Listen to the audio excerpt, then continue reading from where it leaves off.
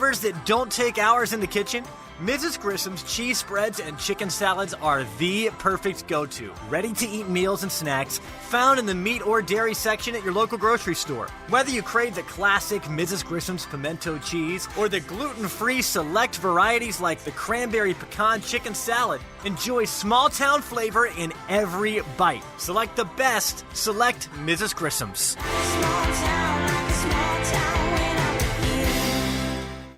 JC's Tree and Landscaping Service specializes in quality tree work done at an affordable price.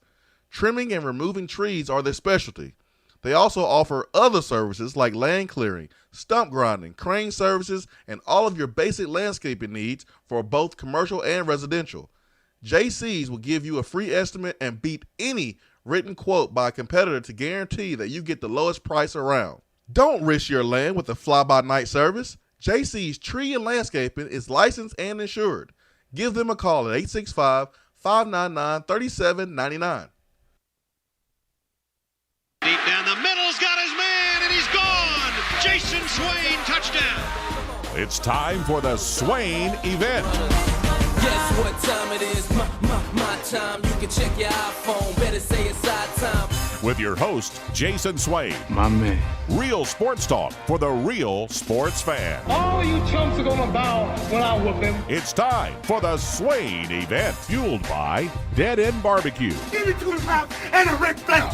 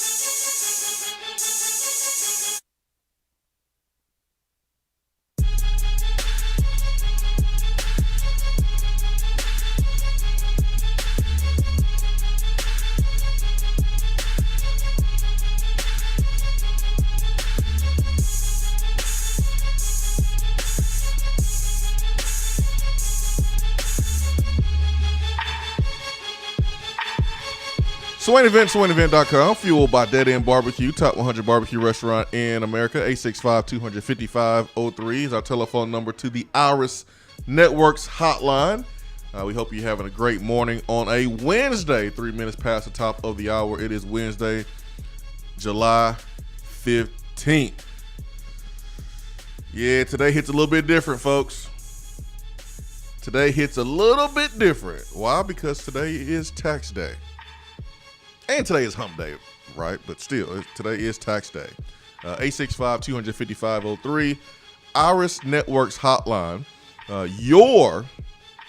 Your source, businesses here in the Knoxville area, your source for business, internet, and voice. 90 days, no payment for business internet. Reliable, local, high-quality business fiber internet. Ben McKee, Jason Swain. Ben, good morning. Good morning. How are you? Man, I'm wonderful, man. I got a lot of energy this morning. That's good. Hold on. I think I know why. Let me get my coffee. Take that sip. The coffee is not the reason for the energy. We were talking about why before the show. Yeah, man. I'm on day 16. So I started the at-home self-inject testosterone treatment there, Low T Center. So I'm at day 16. So every 4 days, you inject, and they walk you through the process and how to do it. And man, I went to bed at like 1:15 last night, maybe even later, probably like 1:30. And your boy popped up at like 5:45. I've been out in the garden this morning, I'm ready to go this morning, man. I don't think I even needed coffee, but it just tastes good. So I'm drinking it. But, man, I'm ready to go this morning. Ready to go this morning. How many people did you tell that you played quarterback in high school yesterday? Did you tell anybody you play quarterback, Ben? I did not, but I also Did you see not anybody interact yesterday? well, yeah, I went and got my head buzzed even shorter, and then I went to the car wash and took care of my car. So There you go, man. saw 2 people. You starting to look like Harrison Bailey's cousin for a little bit. Thank you. Maybe I am. I mean, we are Not- part of the quarterback family. Not yet. Not yet. You got to wait till you get no, we first are. We're round. part of the quarterback family. Well, that is true. That is true. That is true. You are part Do you of have quarterback privilege if you are a sibling, a relative of a quarterback? It just depends, man. If you are, out and about on a Friday night, a Saturday night, and that person is standing in line to get into a club, and they see the quarterback, then if you're with that person, you can get pushed to the front of the line and go right in with the quarterback. So, yeah, I mean, if you're with a quarterback, you benefit from the privileges as well. I even think fathers of quarterbacks benefit as well. Absolutely. That's why quarterback fathers are just like cheerleading moms. Ooh, Yes. boy. Yes. This is why. Because they don't want to lose that privilege, man. Now, They don't want to lose those perks. quarterback dad can be very annoying, Very annoying. but nothing tops cheerleader mom I don't or know. dance mom. I don't know, Ben. I have firsthand experience with this. I have some experience with quarterback dads too, Ben. I know. I just can't imagine anything worse than some of these cheerleader or dance moms. They're so bad. Yeah. So much drama. Unnecessary drama. Mm-hmm. They're so mean. Mm-hmm. Oh yeah. Oh yeah, my friend. It is real. It is real. What's our record on transfers in football and basketball over the last 2 or 3 years? What are we like? Undefeated. 2-0? What are we 2-0? No, more than that, we've had, I think, I'm thinking like not a bunch the more. top 2. I'm thinking Aubrey Solomon. I'm thinking Cade Mays. Not Cade Mays. I'm thinking Uros. Uros. And Didn't Cade we- Mays is kind of, in the process of getting that that waiver, hopefully. I thought we had another football waiver. Maybe I'm thinking of Cade Mays. I think we're 2-0 recently. I mean, we've D'Angelo Gibbs transferred, but he is, he set out last year. I'm thinking of J.J. Peterson and that ordeal. I was trying to think of, because yesterday, Austin Price made fun of you for, or maybe not made fun of you, but pointed out how you like to ask him all of the questions about Zach Evans and Aubrey Solomon and Cade Mays and J.J. Peterson. So I guess that's what I was thinking of. You're right. We're 2-0.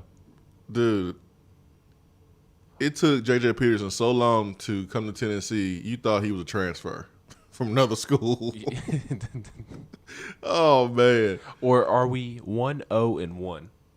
Because we didn't really win the Urosh situation, and not because of how he played, but because it was middle of the year. But we also didn't lose that situation. Still won. It felt more like a tie. It was like a delayed win, but we did win the appeal. We did guess. win the appeal. Well, you're right. We're 2-0.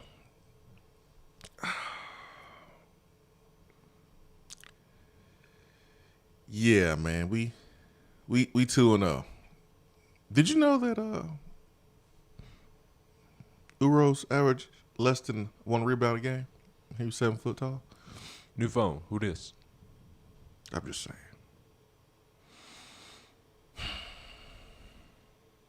We did win the transfer.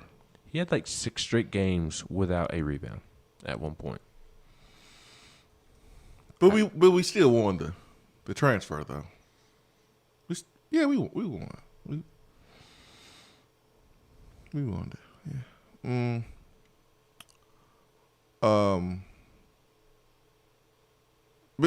Ben, did you know that Uros in 16 games? You want to know how many blocks he averaged at 7 foot tall, 240 pounds? Not really. You don't want to know? Was it 0.9?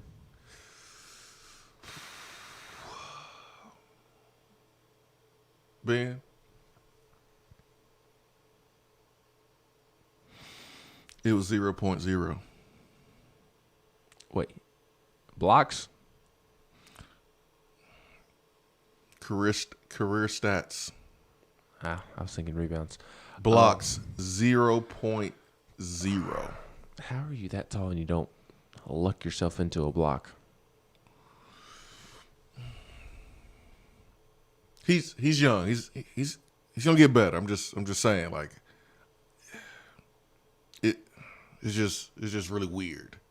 I think when you're like 13 and you 6'6", you doing one thing. You gonna play some basketball. At least you gonna try. And I just, we're just not fortunate. We're not blessed to have that height. I wish I was 6'5", 6'6", like I was supposed to be, man. And oh man, I would have a lot of cousins right now. You can't be 7 foot tall and average 0.0 blocks per game. That's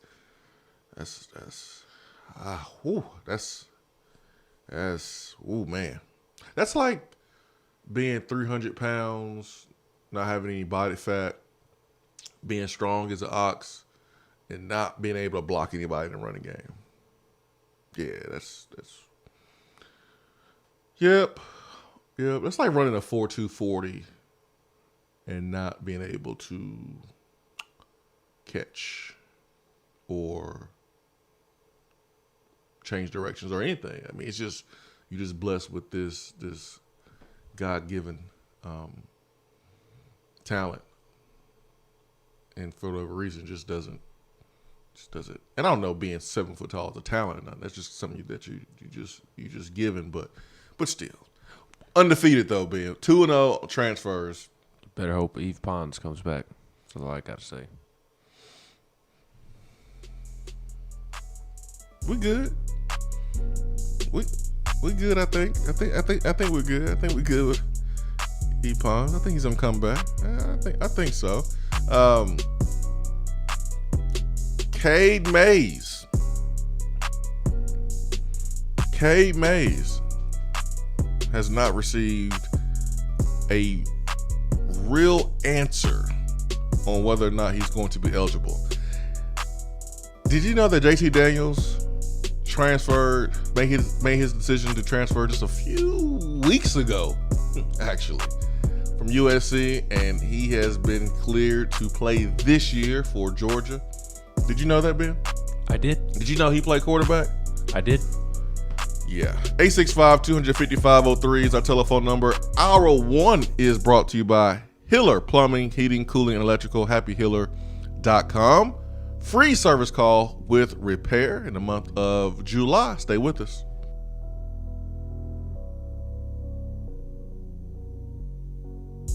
If you want to get in on the conversation, call the Iris Networks hotline at 865-200-5503. Grow your business with Iris Networks high-speed fiber internet.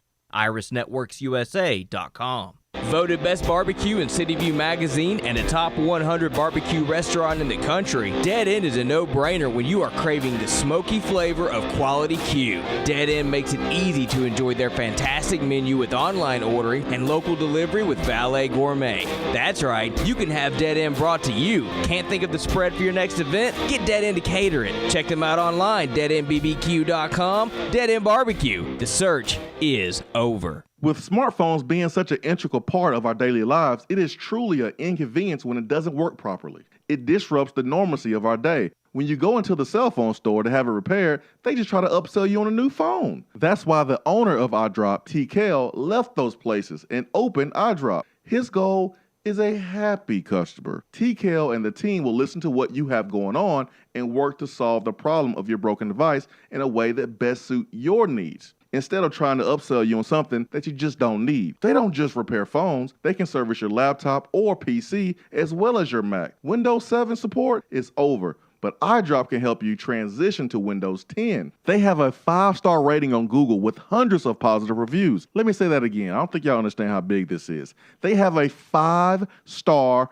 rating on Google. Their customer service really speaks for itself. So if you ever find yourself with a device that isn't performing as it should, give iDrop a call at 865-888-9740 or check them out on Facebook at iDrop of Knoxville. If man made it, they can fix it. Out-of-town law firms have been swarming into East Tennessee lately. Firms from Memphis, Chattanooga, and Birmingham have stormed into the area. Wouldn't you rather do business with a local law firm? You know, a true neighbor. Marcos Garza and the pros at the Garza Law Firm are just that. They are our neighbors and friends that support local causes year-round. The Garza Law Firm works to serve you professionally on criminal matters, injuries and accident matters, and Social Security and disability filings. The Garza Law Firm is here for you at garzalaw.com. The Garza Law Firm. Let us help. For a replay of each day's Swain Event TV, like us on Facebook.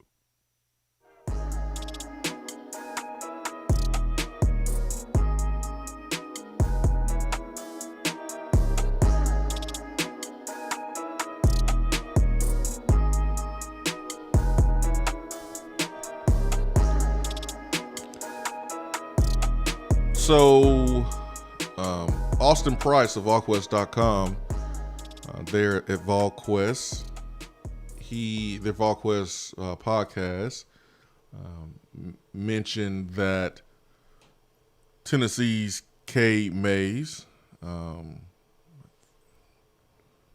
Tennessee had filed the paperwork for him to be immediately eligible, and yesterday Jimmy Himes. I saw Jimmy at the grocery store a couple days ago. Did you speak to him? Nah, man. I just saw him. Did he see you? I don't think so. I had my mask on, had my hat on. Yeah, I try to get in and get out, man. Did he have his mask on? He did. He did have a mask on. He had on like gloves too. Like he was serious. I thought he was getting ready to either go make some gumbo or go perform surgery, man. I thought he was like Dr. Himes. But yeah, he had his mask on, had his gloves on, but yeah, I saw him at the grocery store. I think he was picking up some ingredients for another pot of gumbo. You are not right. Yeah, I wonder why he's picking up a carton of eggs. What was going on? You about to make some breakfast? Oh yeah, the gumbo with the eggs in it, with the egg in it. You're not right. Oh man. Anyways, so Jimmy Himes tweeted out yesterday, and I ain't gonna lie, it kind of confused me. Maybe I'm not that smart. But I think I'm okay. It depends on the day. Depends on the subject. It does. It does depend on the day, but it's okay. I'm the same way. I couldn't say catastrophe earlier this week. Yeah, it happens. But you know, Jimmy Himes tweeted that I couldn't say Elizabethan one day last week. I know how to say the words. I just had a brain fart. Trying to get through all these. It legitimately depends on the day. I'm trying to get through these all this Holly Warlick tweets that I don't care about. All right, here we go. You don't care about Holly Warlick not coming back to coach? No, I don't care about Holly Warlick tweets. But since you asked me, coming back where? Well, Jimmy was tweeting about the potential possibility of her joining Kara Lawson at Duke. That's cool. But Holly said that was not going to happen. Oh, you said coming back. I was like, oh no. Nah, we good. Coming back to coach, not here. Going coach. Going back to coach. Meaning you going somewhere else. Yes. Not coming here. Yes. Listen, I was very vocal in making sure that on her way out that we were respectful as possible. It just didn't work out. But at the end of the day, she's a Lady Vol legend. But I don't think we need to be bring her back to coaching anything. I'm just saying. So when you said coming back, I was like, nah, man, we good. But if I'm Holly Warlick, I hit up Carol Lawson. I'm like, hey, remember all those hours I helped you in your game? Remember how I recruited you? Remember if it wasn't for me, you wouldn't be the player that you were. Remember that favor I did for you? It's time to repay that favor. Hook your girl up with a job. That's what I would do if I'm Holly. But anyways, getting through these Jimmy Heim tweets. Jimmy Heim tweeted out the appeal for Tennessee offensive line transfer Cade Mays to be eligible right away was not filed until last week, a source said. Mays, who is from Knoxville, transferred from Georgia in December. His dad played for UT. So when I see appeal, I'm thinking like, yo, we got a decision that was not favorable, and we're trying to change that decision. That's what I think when I think of appeal. You got an answer. The answer was not in your favor, and you're going to resubmit some paperwork or resubmit your case for why the decision should be different. That's what I think. But technically, they are doing that to begin with, even on the first waiver or whatever you want to call it. Because the original decision in terms of transferring has always been no, so technically they are appealing that decision right off the bat. I guess. But one of my favorite things to do is looking at the replies. Yes. Of Tennessee fans. I think I spend more time reading responses on Twitter than I do actually reading tweets. Yeah, me too. So, here's one that I think it's hilarious. Why did they wait so long? Something is not adding up here. Why delay in filing? We need this guy, and if the paperwork causes him to sit, someone needs to be replaced. No excuse for this. Poor administrative work by the university.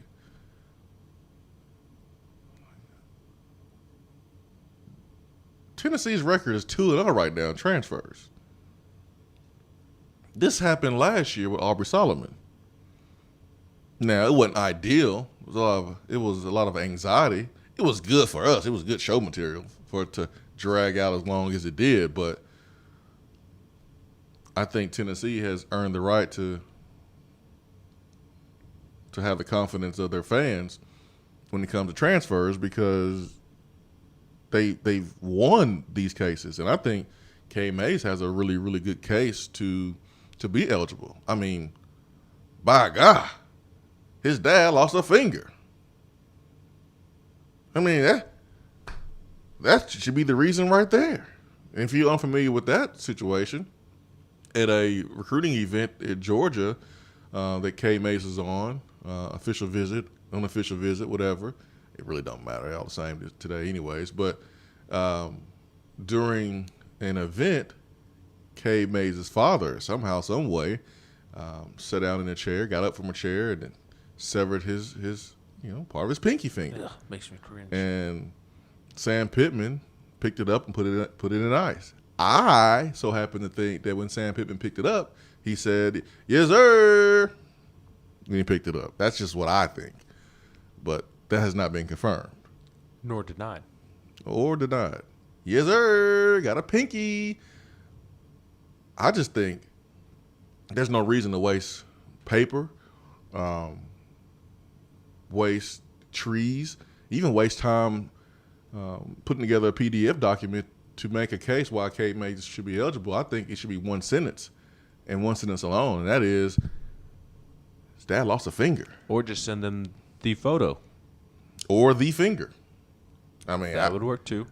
I think that's a pretty easy open and shut case if you ask me. But Tom Mars is not representing Cade Mays anymore.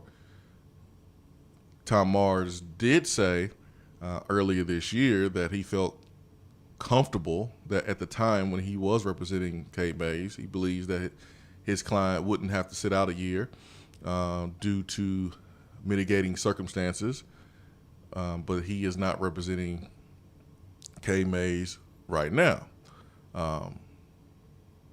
It just feels a little bit different because the football season is kind of in limbo. So I don't have the same, I guess, I won't say rage, but same feeling as I did last year with Cade Mays, Aubrey Solomon, as I do with Cade Mays, because there's a chance we may not finish the season. There's a chance we might not start the season. I think we will at least start. Some form of a season. I think there will be some football play, but I don't know, man. It just doesn't. I don't have the same feeling because I guess there's like bigger fish to fry. Yes. But still, man, JT Daniels, immediate eligibility. You get your answer quick, fast, in a hurry. Quarterback, offensive lineman, and he's transferring from Georgia to Tennessee. Dad lost a finger, and he still has not gotten an answer yet. I think it's time for K. Mays to make a song about the NCAA. That's what I think. Or claim that he was a former quarterback. I don't think the two are very comparable simply for the fact that Tennessee just applied for a waiver.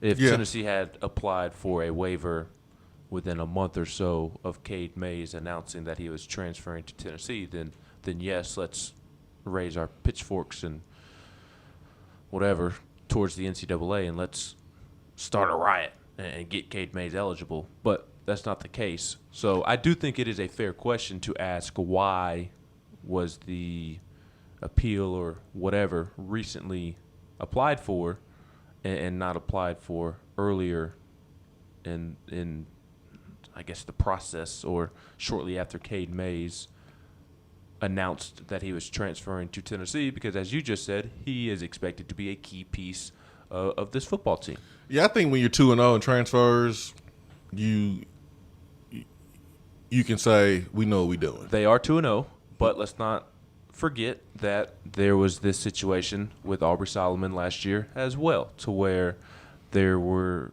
some potential clarity issues with the compliance office. That's because Harbaugh was hating. That raised some concern. Hating on us. With the appeal. And also last year, Tennessee did not appeal right away either. And obviously, I do not know the ins and outs of applying for immediate eligibility and applying for waivers.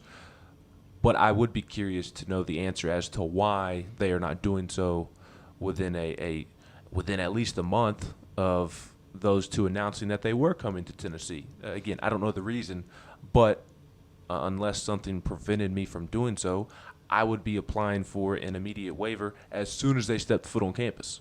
Yeah. Why are we waiting? I kind of see the benefits of waiting this long, because now you can go to the NCAA and be like, yo, you just let JT Daniels go.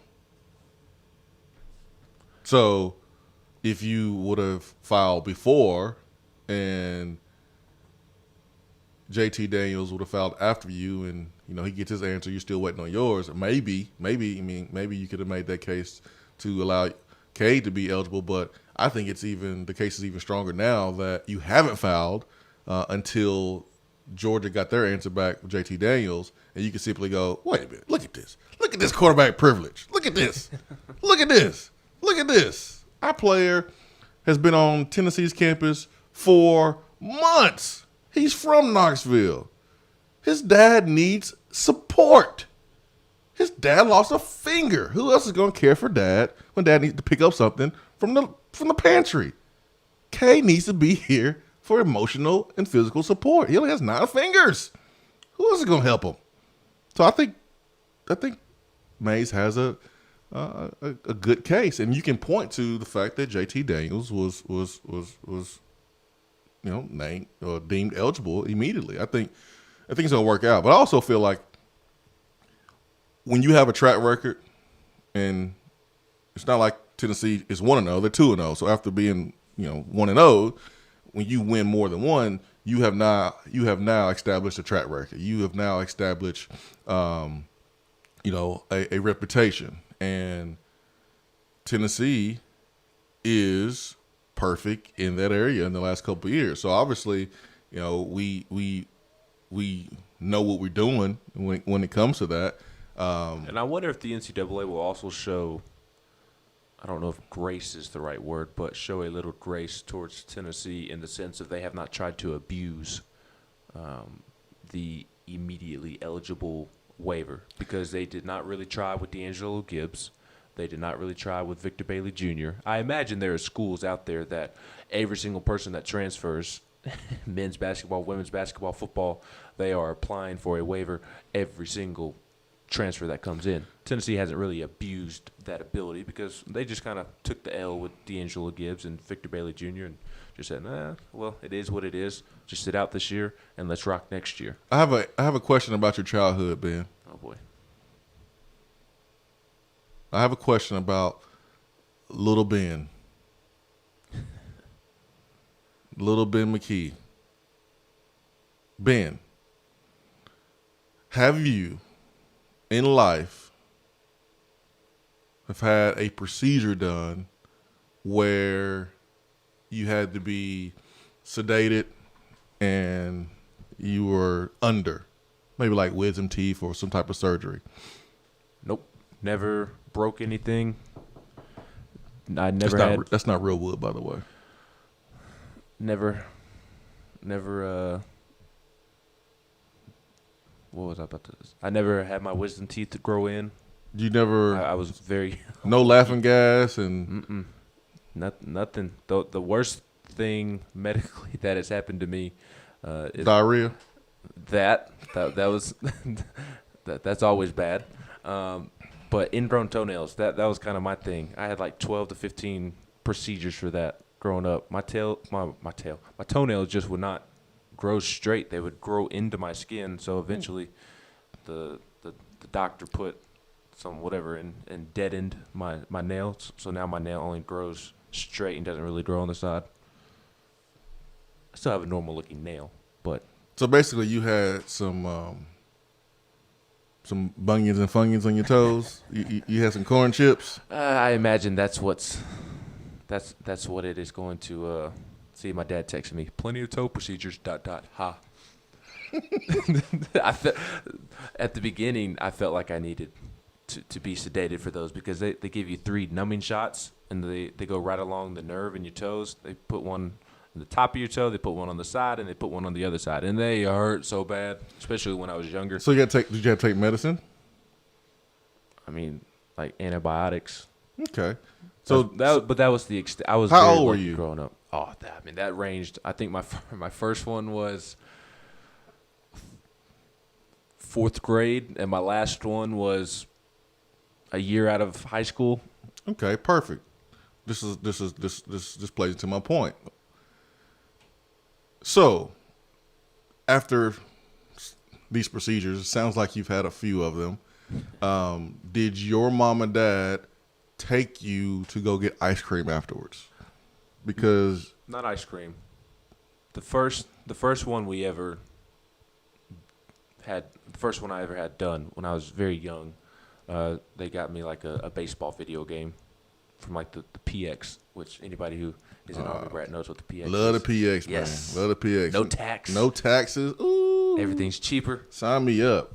So it was kind of like, it was, I won't say like a sympathy present, but it was kind of like that. Kind of like when a lady has a baby, gives birth, and they get what we call a push present. Or when you go out and get your wisdom teeth pulled, or you have surgery or something like that to make you feel better, we go out and get ice cream. And I just feel like the NCAA needs to be like that parent that says, you know what, man, goodness gracious, you just, it's been rough. Here, you can have ice cream for dinner. It's all good. You can stay up late. It's been rough. I just feel like the NCAA should just allow everybody to do what they want. Just one time. We've been under a lot of pressure, a lot of stress over the last 6 months. NCAA, just let everybody do what they want. Even Will Wade, he's been doing it anyways, but let him do what he wants just for this year. Let him make some more big ass offers. Speaking of Will Wade, have you seen the latest news involving Memphis and LSU recruiting? He made some more offers? He got beat out. Oh, his offer wasn't big enough. Correct. Musa Cisse, the big 5-star center out of Lausanne there in Memphis, is, I believe, announcing today he was believed to be going to LSU for months, and then now all of a sudden he is going to pick Memphis today. Yeah, you see? Yeah, Nothing fishy there. Hey, NCAA, let it go, man. It's been a rough year. No. Let it go. Will Wade does not deserve grace. Hey, just for this year. Just for this year. The whole thing was Zion. Hey, man, Coach K had an awesome video talking about Black Lives Matter. We let him go this year. But next year. Bill Self, hey, man, it's all good this year. Well, really, I think Cade Mays becoming eligible should be his father's sympathy gift for having his pinky torn off. Pinky, and the fact we've had to battle this COVID-19 this year. I think the NCAA just relax. Hey, man, let us eat ice cream for dinner. Let us stay up late, past our curfew. It's been a rough year, all right, NCAA. So, let those Chargers hit those recruits' driveways in Alabama, and those pickup trucks, and they're in Athens. I mean, hey, just let it go. It's all good. It's been a rough year. It's been a rough year. It's been a rough year. Let it go. Let it go, NCAA. It's all good. 865-250-503. Around the SEC coming up next.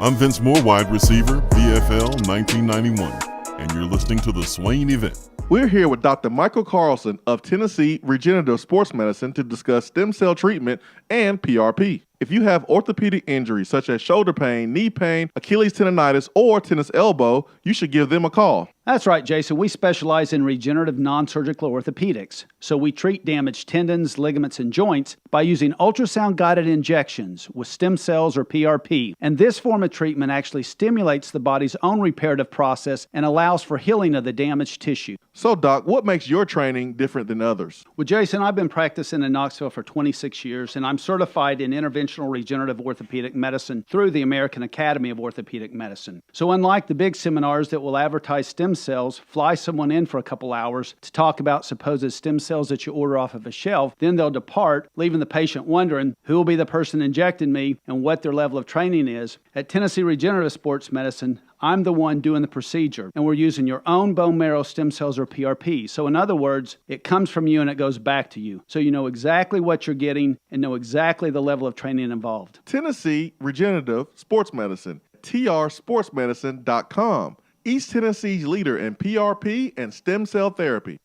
If you're coming to Knoxville and need a place to stay, do yourself a favor and book a room at Hampton Inn Paper Mill, also known as the Hampton on the Hill. This award-winning property is literally in the top 5% of all Hampton Inn properties. The GM, Stephen Lawrence, is a good old local boy who grew up in the business around Knoxville. He and his staff are always available, always willing to help, and will go above and beyond for their guests. The newest Hampton Inn in Knoxville has clean, affordable rooms, flat screens, fridges, and microwaves in every room.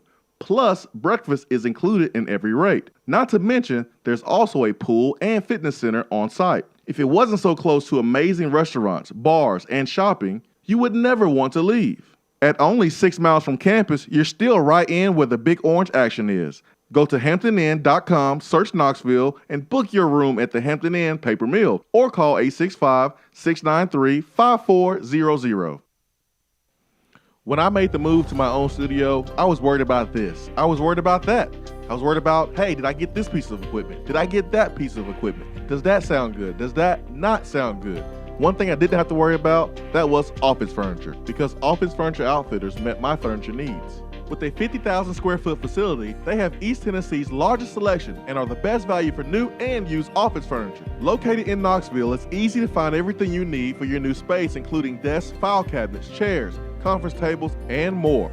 Office Furniture Outfitters is turnkey. They came to my place, we mapped everything out that was needed, they delivered, and get this, set everything up. To learn more about what Office Furniture Outfitters can do for you, log on to ofonox.com. That's ofonox.com.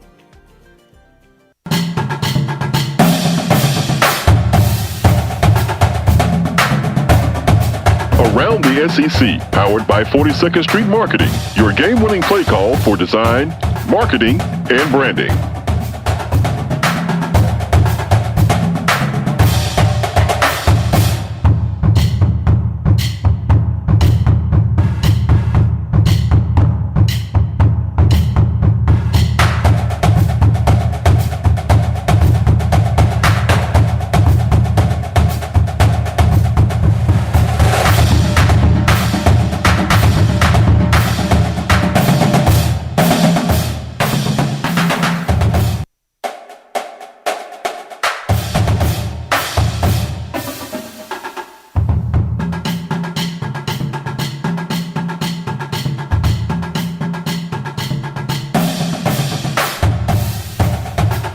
Around the SEC is brought to you by 42nd Street. 42sd.com is a website specializing in print design, logo design, and website design. Jason Swain and Ben McKee right here with you. You can follow us on Twitter at Swain Event, at Ben McKee 14. Ben, what do we have for Around the SEC today, sir? Oh, I'm shoving politics down people's throat today. Please. I'm not sticking to football. Oh, Lord, please. Be prepared to be outraged. Oh. Ex-Auburn coach Tommy Tuberville defeated Jeff Sessions yesterday in the GOP primary for the Alabama Senate seat. Tommy Tuberville, for those who do not know, led Auburn to the brink of a national championship when his 2004 Tigers went 13-0, but missed a spot in the BCS national championship game. And I remember that 2004 Auburn team when they played y'all. Woo. I was living in California at the time. You better schedule right. That's your lesson. That is the lesson. But that Auburn team, it was loaded. I think they had like 6 first-rounders. 5 or 6 first-rounders. Cadillac and Ronnie and Jason Campbell. Yeah, Carlos Rogers. I remember watching that game. And just, who guarded me, and I was like, I can't get any separation. I was a true freshman, man. I'm going against a seasoned vet who was a first-rounder. I was like, I'm running these routes, and this is a little different than high school. He's like right here counting my change at every turn I'm making. This is different. Yeah, he was really good. Yep, but old Tommy Tuberville won the GOP primary for an Alabama Senate seat. Obviously not bringing this up for politics, as I joked about, but the fact that I do think it is funny that Tommy Tuberville, although he coached at Auburn, that is still a University of Alabama State, and he is going to be sitting on the Alabama Senate seat. So let's just hope he doesn't leave any meetings to take any phone calls and just resign from his gig like he did at Texas Tech when he was a coach, and he basically took another job during a recruiting visit there at Texas Tech to take Cincinnati. Let's hope he doesn't do that. I did see a tweet yesterday. I think it was G-Man Vols on Twitter. Mentioned that Tommy Tuberville is now in politics in the state of Alabama, and Butch Jones is an intern at the University of Alabama, 2 former Cincinnati football coaches who have taken completely different career trajectories outside of coaching. Yeah, I didn't think about it that way. That's why G-Man Vols is the greatest. Correct. 2 other quick nuggets to bring up this morning. Going down to Gainesville, where 29 positive. Sure it's not for what? You said Gainesville, so I just imagine that it's for what. But I'm sorry, go ahead. I mean, that's right for you to assume that, but not a for what in this instance. But 29 positive COVID-19 tests show Florida challenges in return is what the headline reads on 247 site. This article is written by Thomas Goldkamp, who we have had on the show before. But many Florida athletes have returned to campus to resume athletic activities with mandatory workouts for the football team beginning on Monday. As they've returned, the Gators have been rigorous about following COVID-19 protocols set forth by Florida Health. Those protocols include every athlete undergoing COVID-19 tests upon return, as well as a full physical. Since the return began, Florida has conducted a total of 188 tests on returning athletes as they arrived, returning only 3 positive results from that group, but the Gators have also conducted additional tests on student athletes since then based on those athletes showing symptoms associated with the coronavirus or based on their answers to a short health questionnaire they must answer upon arriving to the team facilities at the start of every workout. Those tests have caught a number of positive cases, with 26 additional positive results being flagged since the initial batch of tests. In total, as of this weekend, Florida had 238 total tests, 29 positive results, and Athletics Director Scott Strickland noted that he had been one of the ones that tested positive yesterday. So that's kind of eye-popping, at least it is to me. When all of the players arrived, there were only 3 positive tests, and since then there have been 26 additional positive tests. So something's not working. So I heard this conspiracy theory. Of course. Are you a conspiracy theory guy? No. I'm not either. I'm not. But I'm open-minded. I'm with you. I just, I'll listen, but I'm not one that just runs to every conspiracy theory and believes it. But I did hear this one regarding COVID-19 and college football. I did hear a conspiracy theory that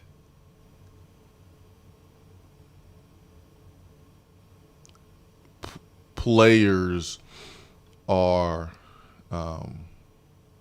putting themselves in position to get COVID now, so that way they won't possibly get it later during football season, and could be one of the teams, one of the healthier teams during the season, when maybe some of the other teams like Tennessee that has not had any positive tests on the football team with their players, may be hit with it later on in the season, and because they didn't have it before, may be more susceptible to getting it. I've heard that. I believe The Athletic did an anonymous article from players, quotes from players, and one of the quotes that was shared was that I would rather get it now, and I want to get it now so I don't get it during football season. So I do buy into that theory, that conspiracy theory. Yeah. So we'll see. The last thing that I did want to mention was that the SEC announced yesterday afternoon that they were postponing volleyball, soccer, cross-country competition through at least August 31st. Obviously, we don't necessarily keep up with those sports, but Tennessee is scheduled to play a football game 6 days after August 31st. We'll see if that's the only date that it gets pushed back to, but still pretty significant news. Well, that's not the entire truth, Ben, about us keeping with those sports. We don't keep up with those sports unless they're winning. We're hypocrites. We are. Yes, we only care about you when you're winning. This is very true because the fall, not this past one, but 2 seasons ago, when Tennessee soccer made it to the Sweet 16 of the NCAA tournament, I did not watch a single game all year, and I turned on ESPN, ESPN Plus, whatever it was on, for like the last 30 minutes of the game, only because they were in the Sweet 16. And you shouldn't feel bad about it either. You shouldn't feel bad about being that type of fan. Don't let anybody guilt trip you. And, you wasn't here when we was losing. You're not a real fan. Man, kick rocks. Kick rocks. Whatever. Yeah, Tennessee basketball was terrible for a long stretch of time here. And you didn't want to watch their product. They were terrible. Why would you want to watch team lose? That's boring.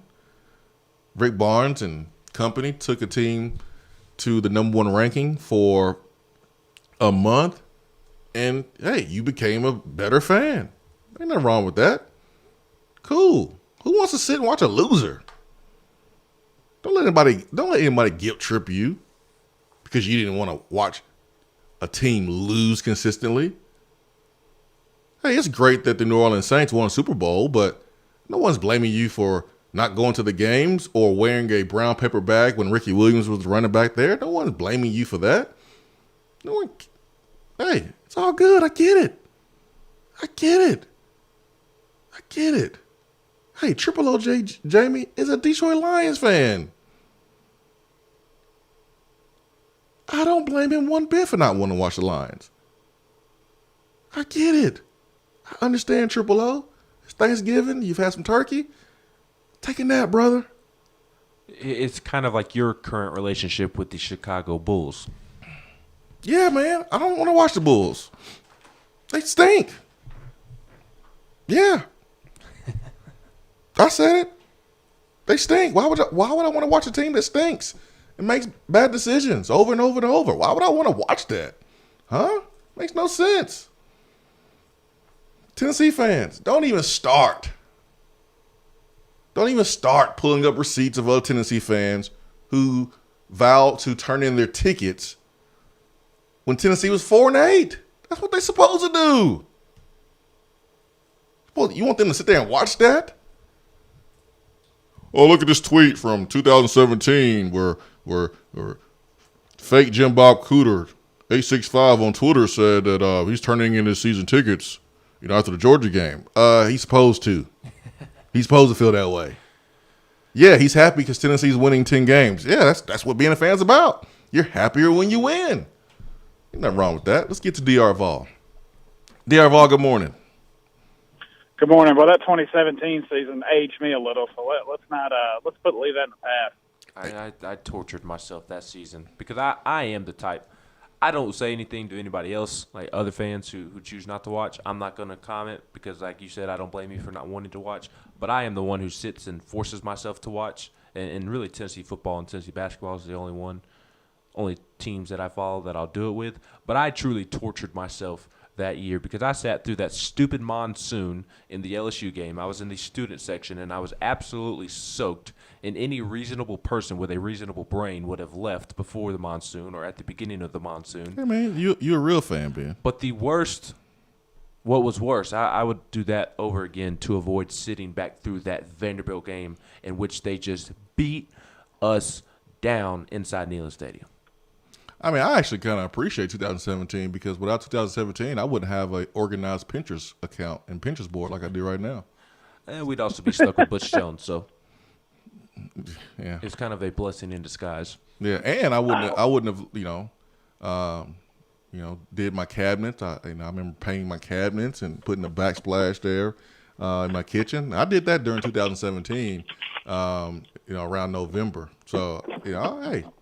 I do appreciate that, DR Vol.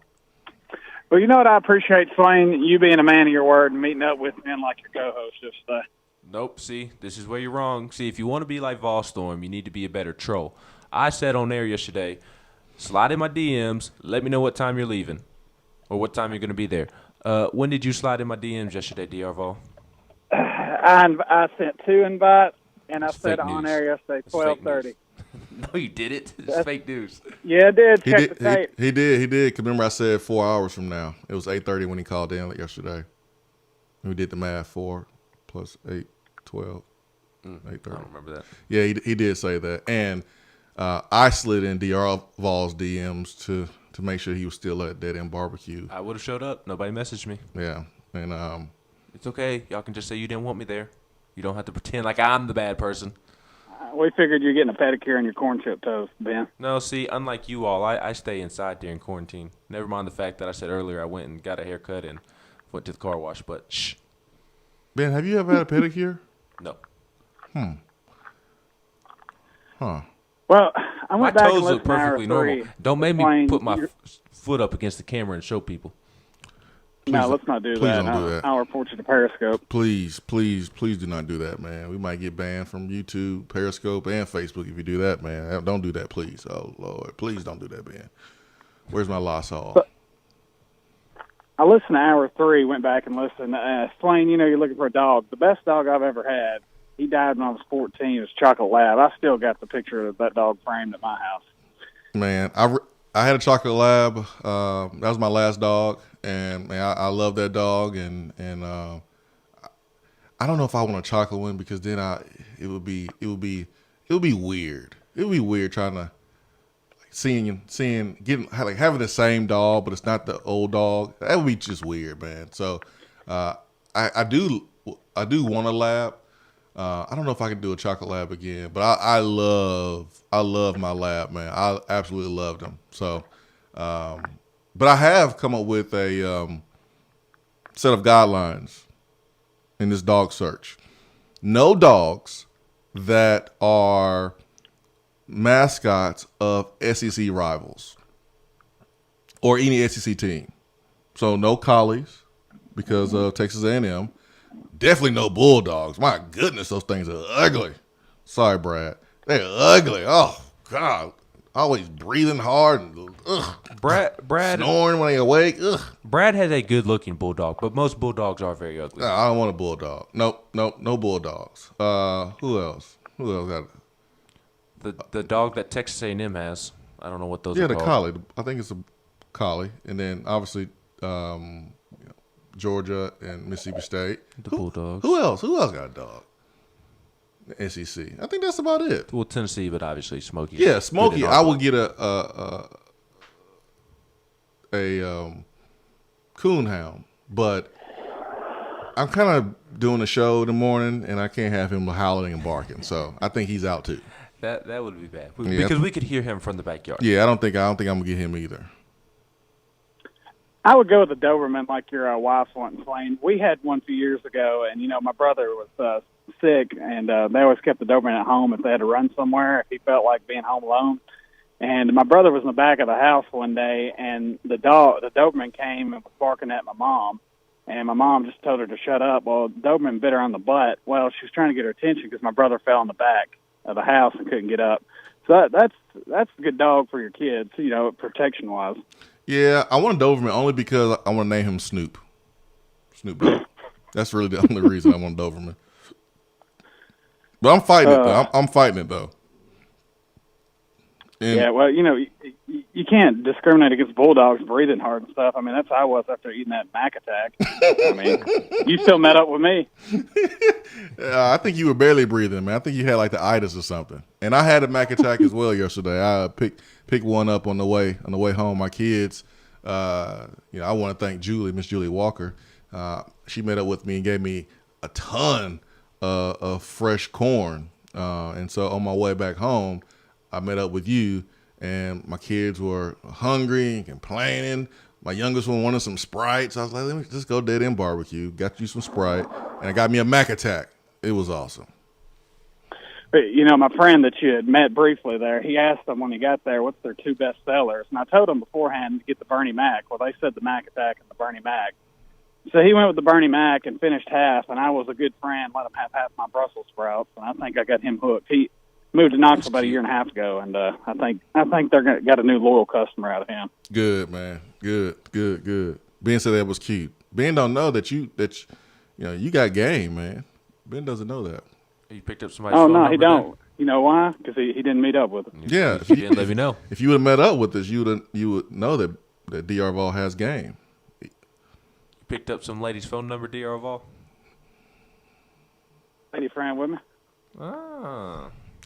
DR Vol, I won't get you in trouble, man. I'm gonna let you go. She's listening. She's got your app, so let's not get in trouble. Yeah, I don't want you to get in trouble, man. It was great to meet her yesterday. You definitely have some nice recruiting skills there. Definitely outkicked this coverage. Yeah, you would be a 5-star recruiter if you were a coach. So good job, DR Vol. Good job, man. Good job. Good work. I told her I played quarterback, Swain. So That's you have it. a good rest of the day. That's it. That's all you gotta do, man. He dropped the bike. He hung up. He said, bye. And that's it. That's all you have to do. Tell somebody you play quarterback, you will receive the privilege. You can feel it in your bones. You can feel it. It's like the Bruce Leroy glow. It just, you can't deny it. You can't deny it. The moment you tell someone you play play quarterback. Oh, man, the blessings. Blessings on blessings on blessings on blessings. That's what Big Sean said. I ain't said. Big Sean said it. 865-255-03. Iris Networks hotline here in the Swain event. Reliable, local, high-quality business fiber internet. 90 days, no payment. Local business providing you fast, lightning speed fiber internet at a fraction of the cost compared to the big boys out here. Customer service A+. Iris Networks, your go-to for business, internet, and voice. Swain event. Be right back.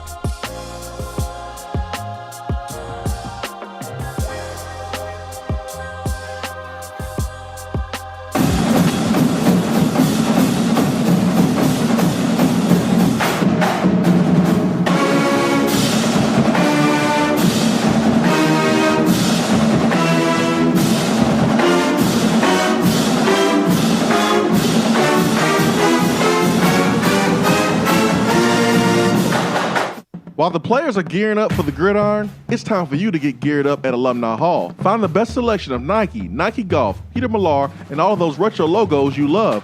And the 2 for $28 t-shirt deal? Game changer. And don't forget about the rest of your game day crew.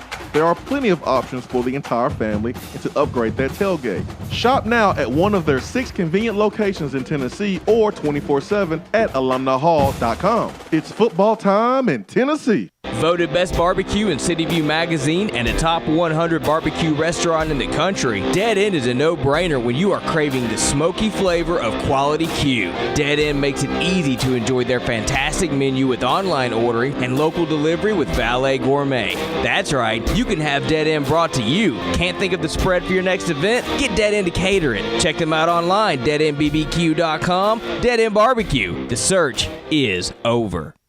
Craving flavors that don't take hours in the kitchen? Mrs. Grissom's cheese spreads and chicken salads are the perfect go-to. Ready-to-eat meals and snacks found in the meat or dairy section at your local grocery store. Whether you crave the classic Mrs. Grissom's pimento cheese or the gluten-free select varieties like the cranberry pecan chicken salad, enjoy small-town flavor in every bite. Select the best. Select Mrs. Grissom's.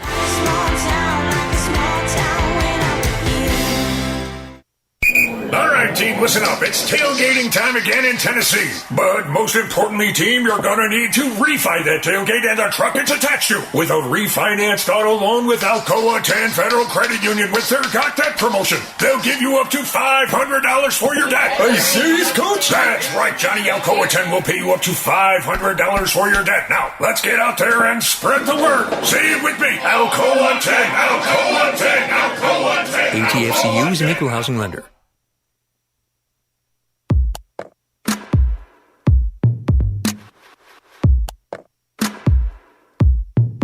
Touchdown or Turnover is backed by Alcoa 10 Federal Credit Union, a place where you belong.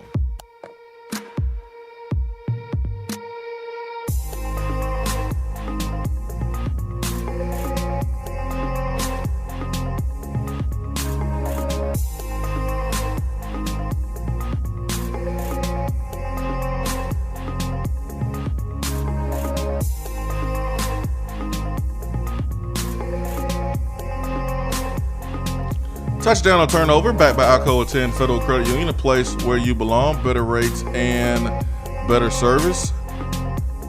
Ben McKee, Jason Swain here.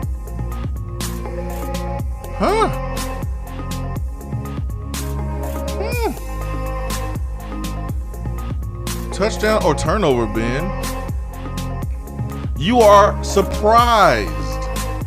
You are surprised that the Cleveland Browns are finalizing a massive 5-year extension with Myles Garrett. 5-year worth $125 million. You are surprised by the Browns' commitment on this 5-year extension worth over $125. Touchdown turnover. You are surprised. No. He's one of the best, most talented defensive ends edge rushers, pass rushers, whatever you want to call him. His job is to sack the quarterback. He's one of the best at doing it. One of the most talented at doing so in the league. Now, he has struggled with consistency throughout his short career there with the Browns, but I'm not surprised. He's very talented. He deserves the money. So, turnover. I'm not surprised. You know, he did get himself in a little bit of hot water towards the end of last season. We swung a helmet and hit Mason Rudolph there in the head and was indefinitely suspended. Has been reinstated, but I'm not surprised either. I mean, you're talking about a guy that in his early career, he's had 10 sacks in 10 games last season. My goodness. He is ranked 4th in sacks per game since 2017. And there's 2 positions, and we can add a third position. I was thinking 3. Yeah, we can add a third position that is the most important outside of the quarterback position in the NFL. It's definitely 3. The first is offensive tackle, right? Left tackle. Offensive tackle. Left tackle. Especially if you have a right-handed quarterback. If you have a left-handed quarterback, then it's going to be the right tackle. But tackle, depending on the dominant hand of the quarterback. And then corner, and then defensive end. Why? Because of the NFL rules. You can't put your hands on receivers, so you better have corners that can cover and lock down one side of the football field, because all the rules are put in place for high-scoring games. And then a pass rusher. There's only really one way you're going to stop potent pass attack. That is, put him on his butt. It is the reason why the New York Giants beat the Patriots twice in the Super Bowl. And one of those years, Tom Brady and Randy Moss went loco that season. Broke all kind of passing records and touchdown records. But the Giants beat him in the Super Bowl. And the Patriots were undefeated. Undefeated going into that Super Bowl.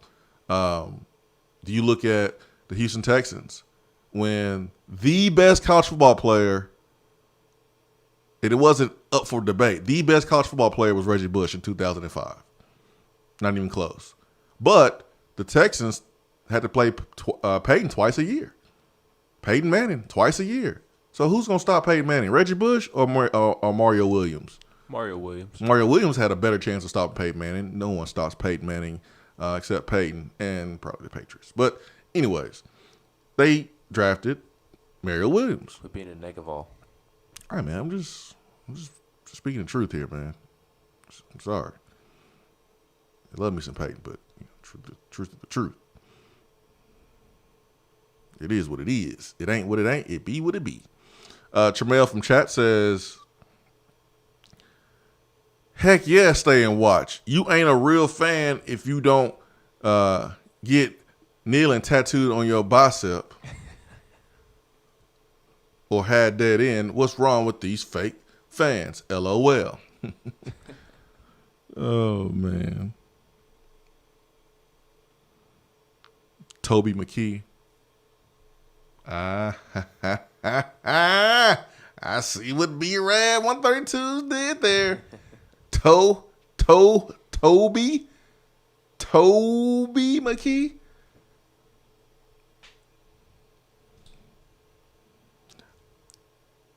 You know how like and one basketball players would have like these cool nicknames? Mm-hmm.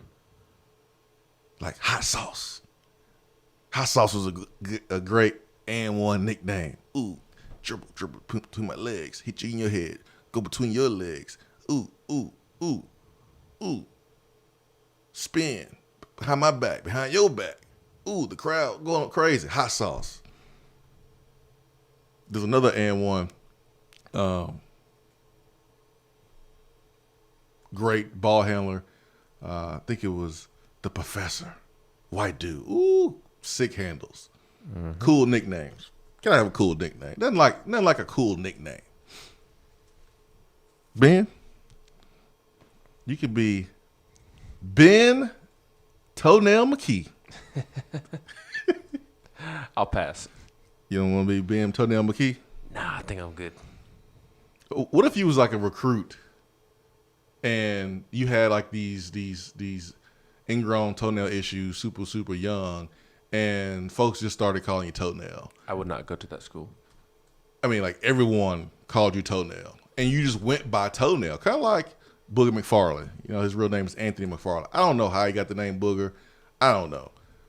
Whichever maybe fan base promised that they would not call me that is where I would go to school. I don't know how Booger got the nickname. Maybe he did Jimmy Cheek all the time. I think it was something along the lines of he constantly stayed in trouble when he was a kid, and his grandma or his mom said that you're a real booger. So, yes, I was a bad kid getting in a lot of wild stuff. I used to get called a lot of different things, but that was just one that stuck. So, yeah, that's how he got his nickname, and it stuck. Like, if you just mention Anthony McFarland, most people won't know who that is. But if you say Booger McFarland, oh yeah, that's the guy on ESPN, right? That's the guy that told the Texans to run a halfback draw on 3rd down and then take a knee on 4th down. Yeah, that's him. But if you, Ben, had toenail problems growing up, and you know your nickname was Toenail, and you just dropped the first name, people just called you Toenail. Dude, you know how cool that would be if you was being recruited by Tennessee, and Austin Price calls you up and say, "Hey man, I want to talk to you. I'm Austin Price, and I want to do an article on you." And as a reader, as a Vol fan, I go to VolQuest.com and I look up, Austin's latest interview, and I see Toenail McKee. Dude, that would be cool, man. No, it wouldn't. I would never speak with Austin Price again. If he called me up and said, "What's up, Toenail?" I would hang the phone up immediately, and I would never do an interview with VolQuest ever again. I mean, I don't think it's that bad. Yeah, because you're not the one being called Toenail. They would call you Butt Crack and see how you like it. Butt Crack Swain? Yes. Yeah. But there's no really a story behind Butt Crack, though. They would call you Kneecap. That'd be cool. Kneecap Swain. My kneecap's all messed up. Kneecap Swain. B-Rad. That was a good one. Toby McKee. Yeah. GBL on the text box says, did David Pollack change his mind about Jamie Newman winning the Heisman? Boy. Jamie Newman's going to win the starting job. Man, that's a mess over there. That is a mess. It's a good mess. Don't get me wrong. I'm not saying it's a bad mess. It's a good mess to have. Like, it's a great mess to have. There's some problems that you would rather have these set of problems than a different set of problems. The great philosopher, Notorious B.I.G., Christopher Wallace said, more money, more problems. Well, if you don't have any money, you got some problems too. I would rather have money problems than broke problems. So sometimes there's just a better set of problems to have. So Georgia has some good problems. They got talent. They got a lot of talent at quarterback now. Good problem. Good problems. And it seemed like Justin Fields and Jake Fromm stuff was problem, but not really. You had two talented guys, and whoever's mad and left, okay, you got the other one. You know, it's kind of like being like Hugh Hefner. All right, one of the Playgirls is upset. Okay, we got somebody else over here. It's one way to look at it. Hey, man. It is one way to look at it. I missed that show. Anyways, let's get to the phones. Let's bring in Turkey Man. Turkey Man, good morning. Good morning, individuals. How you doing? Well, I like that Ian McKee. You like Toenail McKee? Yeah, it's really like talking to JG as a quarterback. So we talk about the Chubb band. We've got the Ian McKee here, and we'll have talk about his turf toe. Well, you keep up, you're gonna get the plane. You're gonna get the plane more often. Are you letting him run the control there, Swain? Yeah, I'm trying to get him under control, man. Even though I control the hotkeys, but it's Ben's fault because he told me to do it. If you keep up, though, you're going to get it more often. You don't think that that T.N. McKee would be a good quarterback name? T.N. McKee is better than Toenail or McKee or whatever. At least people wouldn't know right off the bat what you are referring to when you say T.N. McKee. Yeah, we're going to talk about his turf toe. That's lower extremity injury he's got this week. Got him in a boot cast. Anybody who has had ingrown toenails, procedures done, can feel and understand my pain. Well, I tell you what, anytime you get stuck with a needle or anything at the top of the toe or the end of the finger, it's tender. Yes, that's very true. Turkey Man, where's this call going? Where's this call going, Turkey Man? I'm losing my appetite. I was putting it along with quarterback privileges. I'm talking about toenails, man. I'm losing my appetite. I don't really have one. But we could be Space Jam. Space Jam. I do get it. I I understand what you're saying. All right, I'm gonna get out here while I'm landing, then you can understand. All right, Have a good night, see you, guys. Turkey Man. If I'm Toenail McKee, then you're Fingernail Swain, because you sit up in here all the time and clip your fingernails during the show. You did it yesterday. I do. I've actually seen you do your toes in between breaks. Nah, that's a lie. No, that's a fact. I've seen you at least do it once before. You might be right, man. It's a good time to do it. Oh, I'll vacuum these up after the show. Yeah, it's a good time to do it, man. It's a good time to do it. Over there, click. Just like when you're sitting in the car at the red light, it's a good time to, check out the nostrils, make sure it's all clean. Gotta look around, make sure nobody's around though. Yeah, that too. Yeah, that too. So I can be toenail Swain and fingernail Swain, but it's a good time to self landscape, I guess. Good time to do it. 865-255-03. Hour 2 here in the Swain event, brought to you by Alumni Hall. I did see 2 people yesterday rocking the Alumni Hall mask. I saw the interlocking UT logo, and I know DR Vol hit up Alumni Hall. I wonder how many masks that he got there. But I did see 2 Alumni Hall masks out and about yesterday. So I'm getting my running around in now because I'm about to lock it down here for a couple of days because y'all out here, wow, no masks, numbers going up. I'm about to be in the house. Man. I'm about to be locked down in here. 865-255-03. Be right back.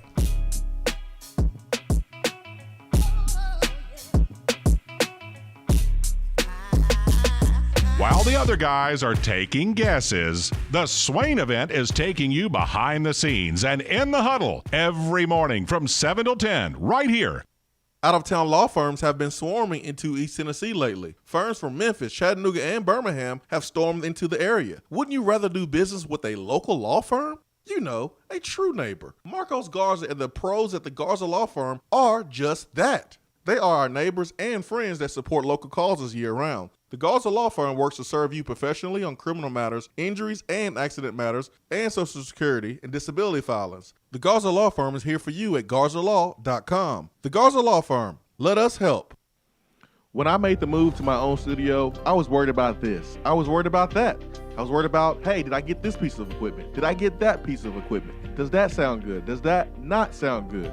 One thing I didn't have to worry about, that was office furniture, because Office Furniture Outfitters met my furniture needs. With a 50,000 square foot facility, they have East Tennessee's largest selection and are the best value for new and used office furniture. Located in Knoxville, it's easy to find everything you need for your new space, including desks, file cabinets, chairs, conference tables, and more. Office Furniture Outfitters is turnkey. They came to my place, we mapped everything out that was needed, they delivered, and get this, set everything up. To learn more about what Office Furniture Outfitters can do for you, log on to OFOKnox.com. That's OFOKnox.com. When you see the happy face on our truck, you'll be smiling because you'll know that you're in love. At Hiller, we care about your family's comfort all year long. If you get caught without air conditioning this summer, we're offering a free service call with any repair. That's a free service call when we do the work on your HVAC system. Visit happyhiller.com to schedule your appointment today. Call the Happy Face Truck today. We're here with Dr. Michael Carlson of Tennessee Regenerative Sports Medicine to discuss stem cell treatment and PRP. If you have orthopedic injuries such as shoulder pain, knee pain, Achilles tendonitis, or tennis elbow, you should give them a call. That's right, Jason. We specialize in regenerative non-surgical orthopedics. So we treat damaged tendons, ligaments, and joints by using ultrasound-guided injections with stem cells or PRP. And this form of treatment actually stimulates the body's own reparative process and allows for healing of the damaged tissue. So, Doc, what makes your training different than others? Well, Jason, I've been practicing in Knoxville for 26 years, and I'm certified in interventional regenerative orthopedic medicine through the American Academy of Orthopedic Medicine. So unlike the big seminars that will advertise stem cells, fly someone in for a couple hours to talk about supposed stem cells that you order off of a shelf, then they'll depart, leaving the patient wondering who will be the person injecting me and what their level of training is. At Tennessee Regenerative Sports Medicine, I'm the one doing the procedure, and we're using your own bone marrow stem cells or PRP. So in other words, it comes from you and it goes back to you. So you know exactly what you're getting and know exactly the level of training involved. Tennessee Regenerative Sports Medicine, trsportsmedicine.com. East Tennessee's leader in PRP and stem cell therapy. Do you want a custom themed tumbler or bottle to show off your team spirit every day of the week? Well, look no further than Game Time Sidekicks. Every design has you, the fan, in mind. Their tumblers and bottles are double-walled, vacuum-insulated stainless steel, and their quality is second to none in the market. From stainless steel sippy cups to tumblers and sports bottles, Game Time Sidekicks offers something for the fan of all ages to rep their team with. They have many different logo options, so fans will have something they are proud to carry around all the time. Use promo code SWAIN at checkout to get 20% off of your entire purchase at GameTimeSidekicks.com. They also offer $5 flat rate shipping. Be sure to check out the Game Time Workshop on the website and customize your tumbler to make it one of a kind with things like your nickname, number, or initials. Game Time Sidekicks. Show your colors and carry your team. I just wanted to come by and congratulate you on the great work you've been doing. I like your style. You remind me of a young me. Failure is not an option. That boy is good. Homes, remind yourself, nobody built like you. You design yourself. Attaboy. Attaboy is brought to you by Made in Tennessee Business Fiber Internet from Iris Networks. Find business solutions for you at irisnetworksusa.com.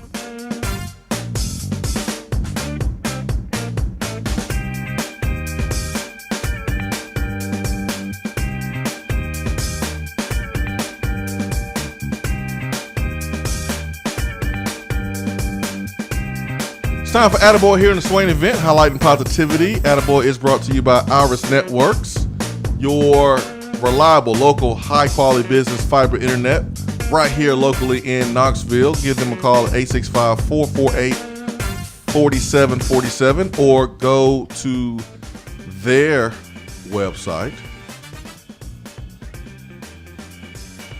at iristransport.com. They can get you taken care of there with your business internet, folks.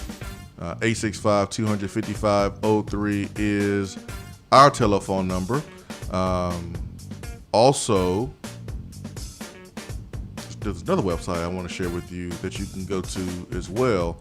There are Iris Networks, but I'll share that with you. We'll get to Ben. Ben has an Attaboy for us today. And Ben, what do you have for us, sir? I am giving an attaboy to the 8 different Tennessee football players who were named to the preseason All-SEC teams by college football. I don't even know what to call him, but Phil Steele, who puts out the incredible college football magazine. He's one of the best. Every single preseason, just packed with information. Talks to every coach in the country to get in-depth analysis on the roster, interviews after interviews, and works on it year-round. And he puts out his preseason teams each and every year. And it includes 8 different Tennessee football players. Senior offensive lineman Trey Smith was named to Steele's preseason All-American squad, as well as earning All-SEC distinctions. Those two honors are just the latest in what's been a big offseason for Trey Smith. He was also named preseason All-American by Athlon Sports, Sporting News, and Walter Camp. Smith is joined by fellow offensive lineman Cade Mays, Brandon Kennedy, and Wanye Morris on the preseason All-SEC offensive teams. Defensively, linebacker Henry To'o and cornerback Bryce Thompson made the list as well.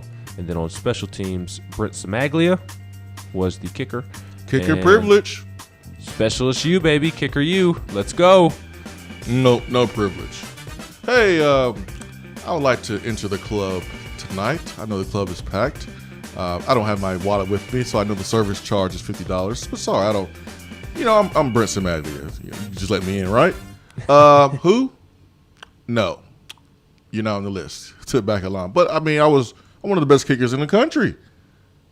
My field goal percentage is up there with the best. I'm an NFL kicker. What? Don't you want to be my cousin after I sign this NFL deal? Sorry, no. Back of the line, son, or we can call security. But what? Yeah, there's no such thing as kicker privilege. Only quarterbacks. Only quarterback privilege. Four-string quarterback gets in the club before the starting kicker. That's the way it works. Yeah. And Velus Jones Jr.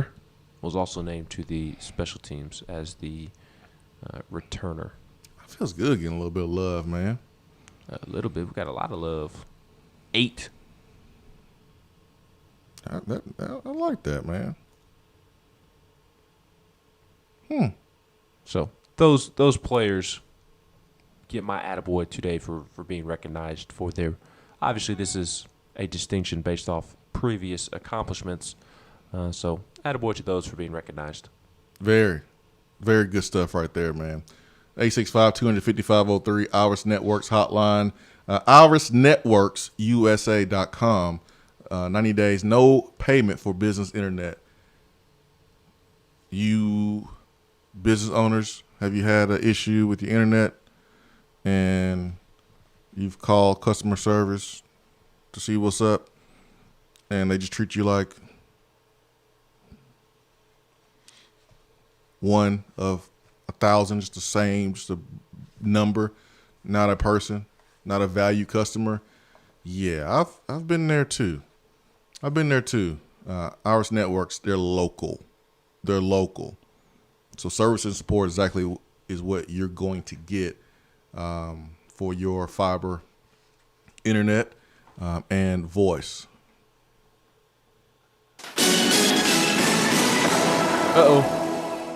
According to Austin Price here on Twitter at Austin Priceless, COVID-19 hits Vol Athletics and post 4th of July test results. Brent Hubbs of VolQuest, owner of VolQuest, is the author of this article. And the test results are in, and Tennessee Athletics is battling the COVID-19 virus. Sources tell VolQuest that multiple student athletes have tested positive from tests that were conducted last week. And when athletes return from the 4th of July weekend, that includes student athletes who came to campus last week for the first time since spring break in March. Tennessee's first round of testing in June, when players first returned to campus, yielded no football player positives and only one staff member positive. The basketball team had 2. Both tested positive when they returned to campus in mid-June. Tennessee chose to test following the holiday weekend. Several SEC schools chose not to test and are only testing when a student athlete presents symptoms. So that is very noteworthy that Tennessee is taking a different approach when it comes to testing. Others have mentioned the cost of COVID tests and how they're not cheap, and their budgets are not as robust as some other SEC programs. And Missouri was a program that their AD said that. Concerns about the start of college football season this fall continue to mount. On Monday, athletic directors met with SEC Commissioner Greg Sankey face-to-face for the first time since March to discuss all fall sports. And you mentioned earlier that volleyball, women's soccer, and cross country were postponed to August. So there's been some positive tests there with Tennessee athletics. And so you're not going to know who because of HIPAA, but I'm not surprised. It was only a matter of time before it was going to, hit the football locker room, and more athletes here at Tennessee were going to get it, because you look around the country, you look around Knoxville, Tennessee, and the numbers have increased. So there's your news. And they left campus for July 4th. And there's no telling what they got into at home on July 4th weekend. And then they're coming back. So I think common sense tells you that at least some were going to test positive. Mm-hmm. Yep. I guess the question becomes, because it's inevitable that some are going to test positive, at least within a football program. I would be surprised if throughout an extended period of time, over the course of several months, nobody within a football program tested positive. That would surprise me, especially with the numbers going back up and more tests being administered. So the question becomes, obviously, one positive test is not ideal. Well, we don't even want to see one positive test. But in regards to a football season being played, what is the threshold? When does it become too much? Because if there's 150 people in an organization and 3 test positive, to me that's good news. Yeah, that's not the end of the world. Right. We shouldn't cancel football season because of 3 positive tests. Now, if we're getting up into the 30s, the 40s, the 50s, somewhere in there's a mass outbreak within a program, then okay, we need to reevaluate that particular team and their participation and so on and so forth. So I think it's expected to have positive tests, but now the question becomes, what is the threshold? How much is too much? You've heard me on this program talk about the psyche of a student athlete that goes through an injury and how mentally that can affect you when you are isolated from your football team, just in practice or in the weight room. You tear your ACL, you're not practicing, you're not with the team. You're doing your rehab alone. It's you and the trainer or someone that works in the training room. You're going through your rehab stage, and there's days of doubt. There's days of loneliness. There's days of uncertainty whether you're going to be the same player that you were before the injury, and your team is out there competing and playing hard, and you kind of go through this period where you're blaming yourself, like, man, especially if the team loses, man, I would have helped in that situation, and if your team is winning, you want to be a part of that win. That's with an injury. Imagine this, and you have to be away from everybody for 14 days. It's tough. At least with an injury, you can still hang out with the guys at lunch, at dinner, and cut up in the training room, go to the meetings or whatever. You can, but no, you got to stay away. If Tennessee is doing it properly, you are locked in your room by yourself for multiple days. Yeah. So we put together, our plan just in case, here at home, just in case one of us got it. My wife and I was like, hey, this is where you're going to go. This is what's going to happen. And I would imagine, I hope so, that food will be brought to me, or I would bring food to my wife if she. What if both of you get it? Yeah, I don't know, man. That happened recently with Jimmy Johnson, the NASCAR driver. Him and his wife tested positive, and they were having to separate themselves from their 2 young kids in their own house, in their own home. Yeah. So if you're a student athlete, now if you're a roommate, if you room with someone, who's leaving? Is it you or is your roommates? Like how is that going to work? And who's going to be there to kind of check on you and bring you stuff that you need for those 2 weeks. So I'm just kind of adding a player's perspective to this whole deal. It's already tough enough when you go through a significant injury and you're away from your team, and your team is competing and you want to be out there with them. That's tough. But no surprise here with the positive test. Tennessee do not know the amount that was not given, but it's been confirmed here with VolQuest. Austin Price tweeted it out a few minutes ago that there's been multiple positive tests, and that includes football. Not exclusive to just football, but it includes football. So don't know any other further details than that. So let's get back to the phones this morning, the Iris Networks hotline. And let's bring in Rusty. Rusty, good morning, sir. Good morning. Good morning. What's up, Rusty? Well, I keep forgetting, but I've been thinking to call in and talk about. Y'all ended the show,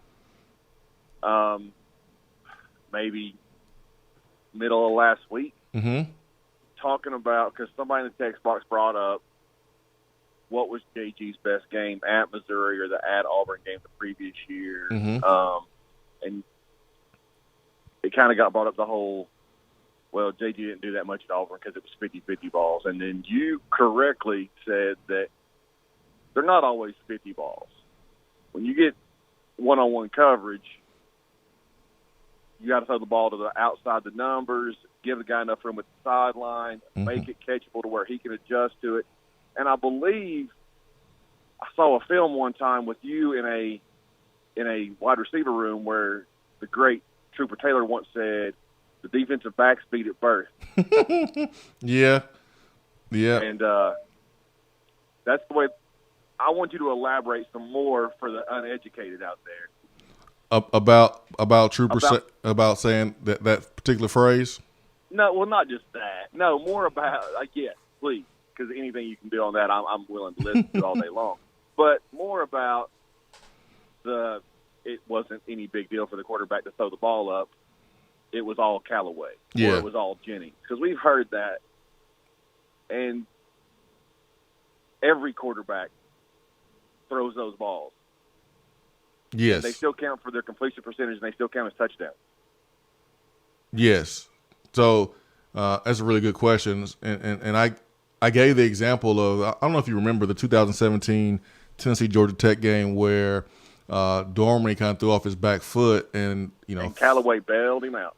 That was a bailout, okay? You throw the ball to the middle of the football field, just throw it up. That is a cardinal sin to throw a ball up in the middle of the field like that, okay? As far as throwing it to the numbers, remember the spring game competition with the quarterbacks that Butch Jones put on a couple years ago, and they were throwing to trash cans. So those are drills that QB coaches work with quarterbacks on all the time. And so imagine being 40 yards away as a quarterback, and you put the trash can about 5 yards from the sideline, and you have to throw the ball into the trash can 40 yards. Imagine doing that with something in front of the trash can, making you having to get it over something to get it in the trash can. Imagine having shorts, t-shirt, and no one's out there doing it. It's hard to do that in that particular case. Now, put on shoulder pads, put on a helmet, have an offensive line blocking for you, a pass rush coming, and then having coverage that you have to look out for. And then a DB, that is accuracy. And that ball is taught to be placed on the outside shoulder. You want it to be high, but you can't throw out of bounds. That's not easy. That's not easy. That's accuracy that's involved there.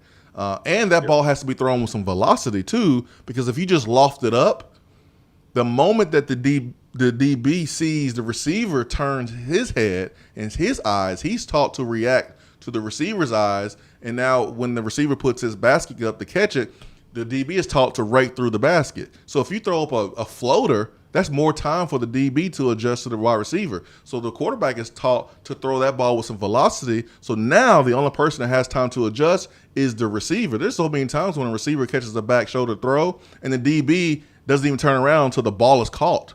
That is accuracy on the part of the quarterback. So JG, people try to take credit away from his throws against Auburn. You can't do it because those throws to Callaway Jennings, those throws count as being accurate throws, great throws from him, just like it would be on a slant or crossing route or dig or a post or any other type of pass. That pass requires accuracy, period. Also, if the defensive back is stride for stride with you or a little deeper than you, the underthrown ball is the better place to throw it, or the 50 or the outside the numbers, let the receiver get the ball and win the battle. Throwing it deeper isn't going to help you if you're stride for stride. That's an easier deflection for the defender. 100%. So you're taught, as a quarterback, if you have a go route on the outside, vertical, whatever, and the DB is even with the receiver, so the receiver failed to get on top and creating a separation, the back shoulder is the throw to make. Yep. Mm-hmm. Let me throw this one out too, because I've heard this argument from some of the fan base. Okay. South Carolina game last year. JG throws a ball and hits Callaway, and it's a little underthrown, but it's catchable. It doesn't result in a touchdown. A little bit later, after the injury to his wrist, Shrout throws a pass to Callaway, and it's in stride. And everybody says, see, it's the same exact throw. Well, Jason, I know you probably know, but can you explain it to the folks that JG's throw come from the near sideline hash, and there wasn't nearly as much room to throw the ball into on his throw. Shrouts was bootlegging from the wide side to the wide side of the field and throwing in all kinds of open space across the field, and you can throw that ball way out there with no worries about it going out of bounds. Major difference in throws that people don't understand. Yeah, I don't remember exactly that sequence, but I do know that there's a lot of throws that JG makes that he gets dinged for, that's unfair. But there's a lot of throws that he fails to make that he should be able to make, and so it's to the point where I'm trying to give you a good example here. So here's a good funny one, right? So let's say me, Ben. I always have gas at 8:45 in the morning. It's like clockwork. It's more like right after the show's over at 10:05. Or 10:05. Let's say 10:05. Gas. I always got gas. Bloop, bloop, letting it fly. Gas. But, hey, today, 10:05, I don't have any. But you smell something. You're going to think it's me. You're going to think it's me just because. No, it's not me. It's not me. Maybe it's your toe jam. Maybe it's not me. And I think sometimes with Jared, because he's made some throws that were poor, when he makes good throws, people don't want to give him credit because they're so used to not giving him credit and blaming him for the other throws. And it's not black and white. There's a lot of people want to be right. They try to be all the time, but it's not black or white. It's gray areas. There's times when Jared makes really good throws. There's times when he doesn't. And there's a lot of times when he makes good throws and he doesn't get credit for, and we're trying to give all the credit to Juwan or Callaway, and it's like, no, that throw's not easy to make. when you are on the opposite hash and you have to throw it inside of a 3-yard window, sometimes even smaller. No, that's not easy. That's a difficult throw. So, thanks for the call, Rusty. I appreciate it. And no, I don't really have any gas right now. But hey, 10:05 is coming, so you never know. Let's get to Jay. Jay, good morning. Hey guys, good morning. Good morning. Hey, this is a question for both of y'all. If you want to chime in on it, let's take Oregon, Ohio State, and Clemson. All three, I think, are predicted to win their conference. I know Oregon lost Justin Herbert, but they're still supposed to be. Who did you say? What teams? Oregon, Ohio State, and Clemson. Yeah. Mm-hmm. Okay. Predicted to win their conference. Have a shot at the college football playoff if we even have a season. If they play Tennessee's schedule, how many of those teams? Now you got to remember, they would also have to probably play Alabama again or LSU probably in the SEC title game. How many of those teams would you have going to the college football playoff if they had to play our schedule?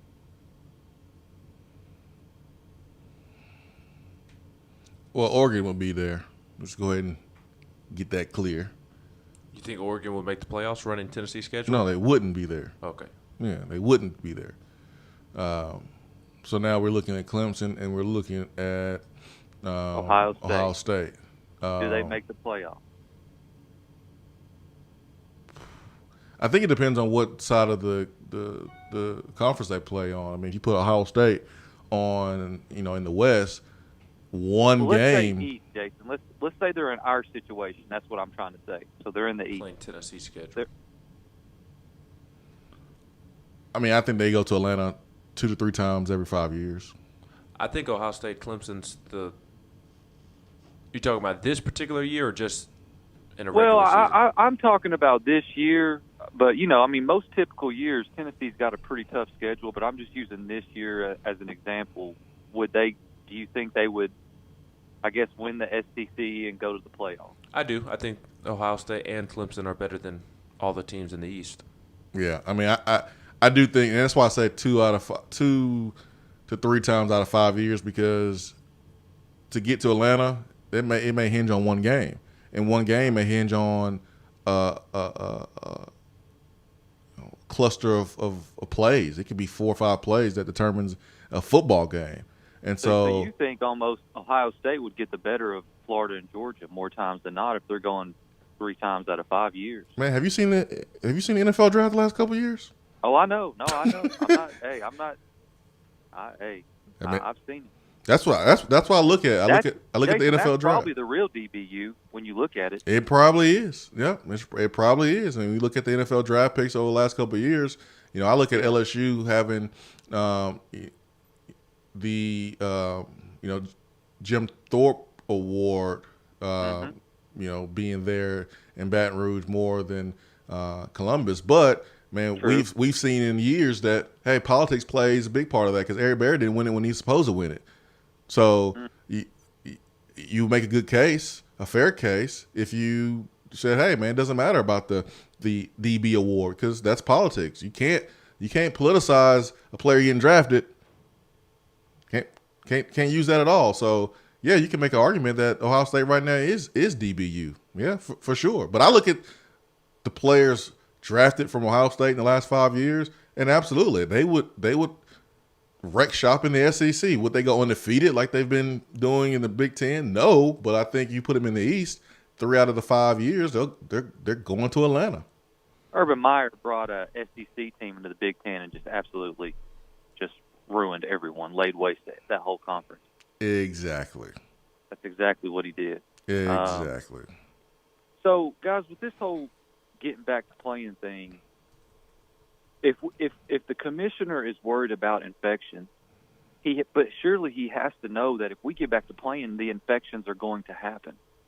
We're going to get players infected if we get back to playing, even if the numbers start to plateau currently. I read where a doctor advising the SEC is saying that numbers are going to have to start going down, or they're going to at least have to plateau for us to have a season. And you saw what we did when we locked ourselves in the house, and shut down the entire economy. But then when we got back to some sort of normalcy, numbers started going back up. So my thought process is, if we play, we're going to have infections. We're going to get players infected. So does it matter whether we flatten the curve right now or not? Because whether we do or we don't, once we start playing, they're going to get infected anyways. I mean, that's going to happen. And that's why I think this is going to be a mess either way. It's going to be tough to maneuver through for sure. I mean, I think if you are a decision maker, it makes you feel better to not have the numbers surging like they are right now. And there's not any students on campus. And so numbers are going up without students on campus. It's hard not to imagine what will happen when the students are on campus, and those numbers may go up even more. So that's the reason. And I'm okay with students not going to class and football players playing football. I'm good. Like I'm all right with that. Oh well, you can't let the players play if the students go back to class. Well, why not? Why not?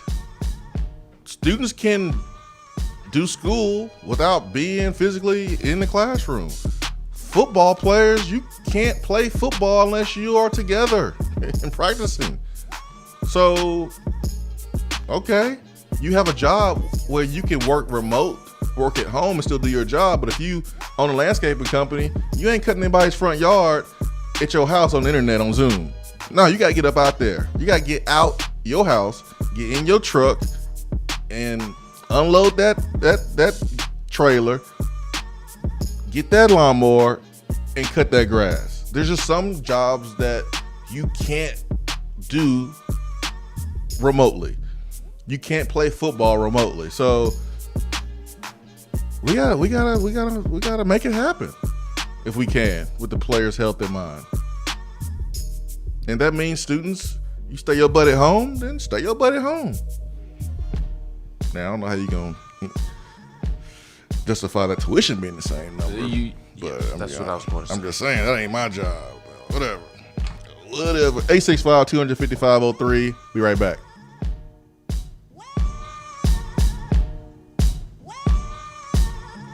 While the other guys are taking guesses, the Swain event is taking you behind the scenes and in the huddle every morning from 7 till 10 right here. Out-of-town law firms have been swarming into East Tennessee lately. Firms from Memphis, Chattanooga, and Birmingham have stormed into the area. Wouldn't you rather do business with a local law firm? You know, a true neighbor. Marcos Garza and the pros at the Garza Law Firm are just that. They are our neighbors and friends that support local causes year-round. The Garza Law Firm works to serve you professionally on criminal matters, injuries and accident matters, and Social Security and disability filings. The Garza Law Firm is here for you at GarzaLaw.com. The Garza Law Firm. Let us help. When I made the move to my own studio, I was worried about this. I was worried about that. I was worried about, hey, did I get this piece of equipment? Did I get that piece of equipment? Does that sound good? Does that not sound good?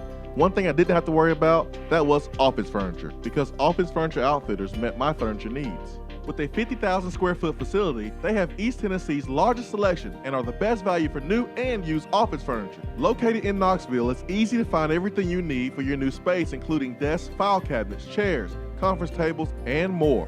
Office Furniture Outfitters is turnkey. They came to my place, we mapped everything out that was needed, they delivered, and get this, set everything up. To learn more about what Office Furniture Outfitters can do for you, log on to OFOKnox.com. That's OFOKnox.com.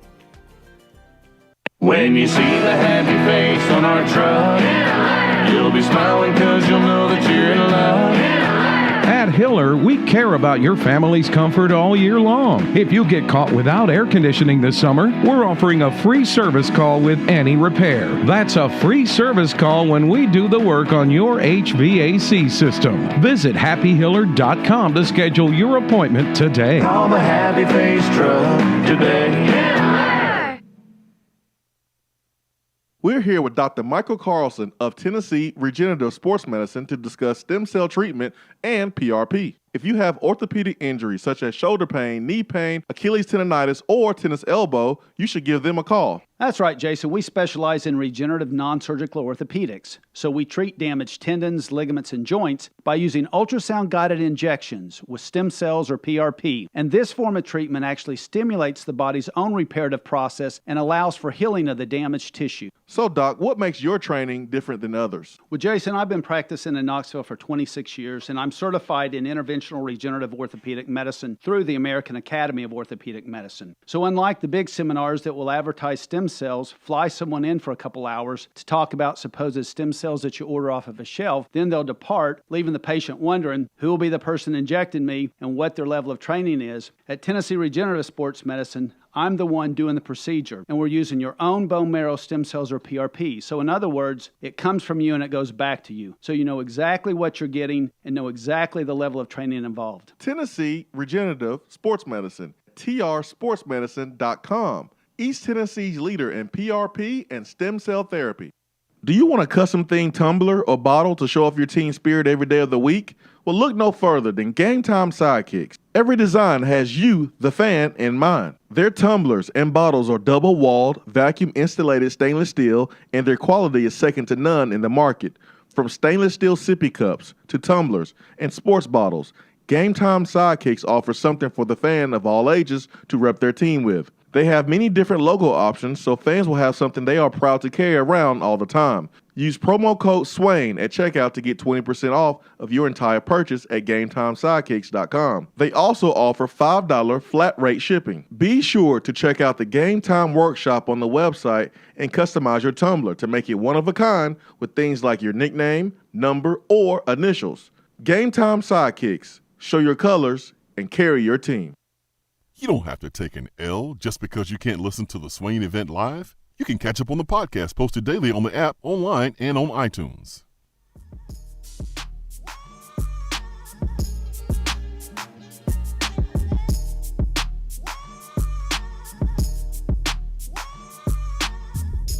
It is the Swain event, fueled by Daddy and Barbecue, top 100 barbecue restaurant in America. Man, oh man, oh man. I had a half of a Mac attack yesterday because my youngest one was like, I want that. She went with you? Well, I had him in the car. I had the kids with me in the car when I wanted to go pick up the food, and she wanted some. So I gave her what she wanted. The oldest one, she had her own Mac attack. So yeah, my kids ate half my Mac attack, which is cool because it's a big sandwich. So half of Mac attack was really all I needed. I was good to go. But my youngest one, man, she likes onions. She loves onions, and she will eat them raw. Weird, I don't know, but that's her. Daddy and Barbecue was fabulous yesterday. Let's go to the phones and let's get William in here. William, good morning. Hey, good morning, Swain. How you doing? I'm good, man. How are you, William? Man, I'm hanging in. Hey, listen, wanted to talk to you, just kind of get your thoughts on the players playing with the risk of the COVID. So I know that this week, I don't know the exact numbers, but I did see on Twitter that 33 labs were reporting like 98% or something crazy as far as testing. And then they came back and said, no, we're at about 9.8. So they got investigated and were basically 10 times what the numbers were, right? So the players know this. The players are smart. These guys are highly tuned athletes. Mm-hmm. They're getting mixed information. I can't imagine being a kid like these guys, Alontae Taylor, Trey Smith. You got all these risk factors, right? So would it not be in best interest to tell the players, look, this is all the information out there. Sign the waiver, play football, or don't sign the waiver, don't play football. That's what the players, from what I can see, are saying. Hey, I'll sign a waiver, I'll do whatever, I'll take my chances. What's your thoughts about that? I just think the college football player is in a different position than a pro football player. I think a pro football player can sit out because they have leverage. They already have their money. They have a contract. No one's going to replace them if they're a really good player. I think college football players, you have this 4-year window, maybe 5-year window, and you're trying to either get to the NFL or you're trying to maximize your time playing. And I don't think you're going to see a lot of college football players just sit out, even though they understand they have more power and leverage now than ever before, and they know their bodies. The days of a trainer telling a player, "Oh yeah, you barely can walk, but you know what? I think you're okay. Get out there and play." Well, because coaches have been pressuring these trainers to get their kids out there and play, and kids would be like, "Oh, okay." They just take the trainer's advice. Well, those days are over, man. Kids are getting second, third opinions. They're saying, "No, I'm not. No, my body says." My mind is telling me yes, my body's saying no, and they're not playing because they've become smarter about the process. They've done their due diligence, and they understand that they do have some power and leverage. But I don't know what I would do, William, in that situation, because me today, golly, man, it would be hard for me to even sit out because I would think about my reason why and my goals of why I'm playing this game and why I'm putting myself through this pain. Why am I pushing through practice when I'm hurt? The moment you get tired in workouts, what pushes you? What drives you and motivates you to finish when you're tired and you don't want to? Well, you start thinking about your goals, and it will be hard to not continue to play when you think about your goals, even with this going on. That would be kind of my line of thinking. But then also you have this invincibility factor that not just student athletes deal with, but young people in general. How many times that we did something stupid when we were young, thinking that we could do anything because we was young and we were able to eat a whole pizza and not gain a pound. But now, man, you even eat a slice of pepperoni, you gain 5 pounds. So like the invincibility factor plays into it as well. So you'll have players who are like, "Oh yeah, I'm good. I'm a play, and I get it. Fine. I'm in shape. I'm healthy." That's just kind of my thinking on the whole situation. I hope I answered your question. Yeah, you did. But let me ask you this too, because my thought process on it, I'm not going to go down that rabbit hole of all the conspiracies and whatnot. Mm-hmm. You only got a 3-hour show, but so. My thought on it is, in this, and I wish you would, kind of tell me what your thoughts as a former player, as someone around the program, with the Pediatrics Association stepping in and saying, "Look, kids get back to school." I think it was 67,000 pediatricians stepped in and said, "Yep, get them butts back in class. They're going to be all right. They got a 5 times more likely chance of dying from the flu than this thing." And the whole idea of spreading it to grandma, you're not going to spread it. You're asymptomatic, most likely. Would you not say that this is more fear-driven? And I know you're a man of faith as well. Mm-hmm. Doesn't the aspect of you were God made you, and there's no virus out there that he didn't plan out, and our immune systems are a beautiful creation, and we can fight this thing. Don't you think that those players should be able to step in, play sports, take the chance, and go? Because don't you think that if they're going to go out there and play, they're all going to pass this around, right? But if they all pass it around, they're all asymptomatic. It's irrelevant, right? Wouldn't you say so? Well, William, I've heard both sides of it. I've heard medical professionals say that this thing can be transmitted asymptomatically. I've seen where folks have said that it can't. And I'm listening to people with education and multiple degrees. I'm not listening to Jimmy around the corner who fixes carburetors. I don't care what he got to say about a pandemic. Just like I don't care about a broke person trying to give me advice on my 401k. So I've heard like both sides of it, and it's confusing at times and very frustrating. And I see why people have doubt in their political leaders. They have doubt in their medical professionals, because we've seen conflicting theories, and I understand that because this is something that we've never seen before. So I allow grace there.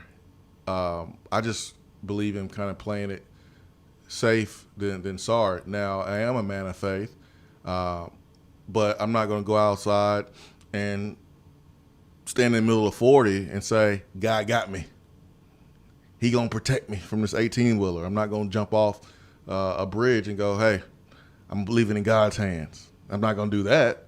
But I am a man of faith, and it's going to take science to come up with a vaccine. I've seen where people have said that's hopeful by the end of the year. We possibly could have one. Will it work? I don't know, but I'm not one that says, hey, just go out there and play and not take any type of precaution, or not be a little bit of careful. That's not me. But yes, fear has been used. Fear has always been used. Always. When there's a sale, there's a 3-day sale. What do they say? While supplies last. 2-day sale only. Last one. Last call.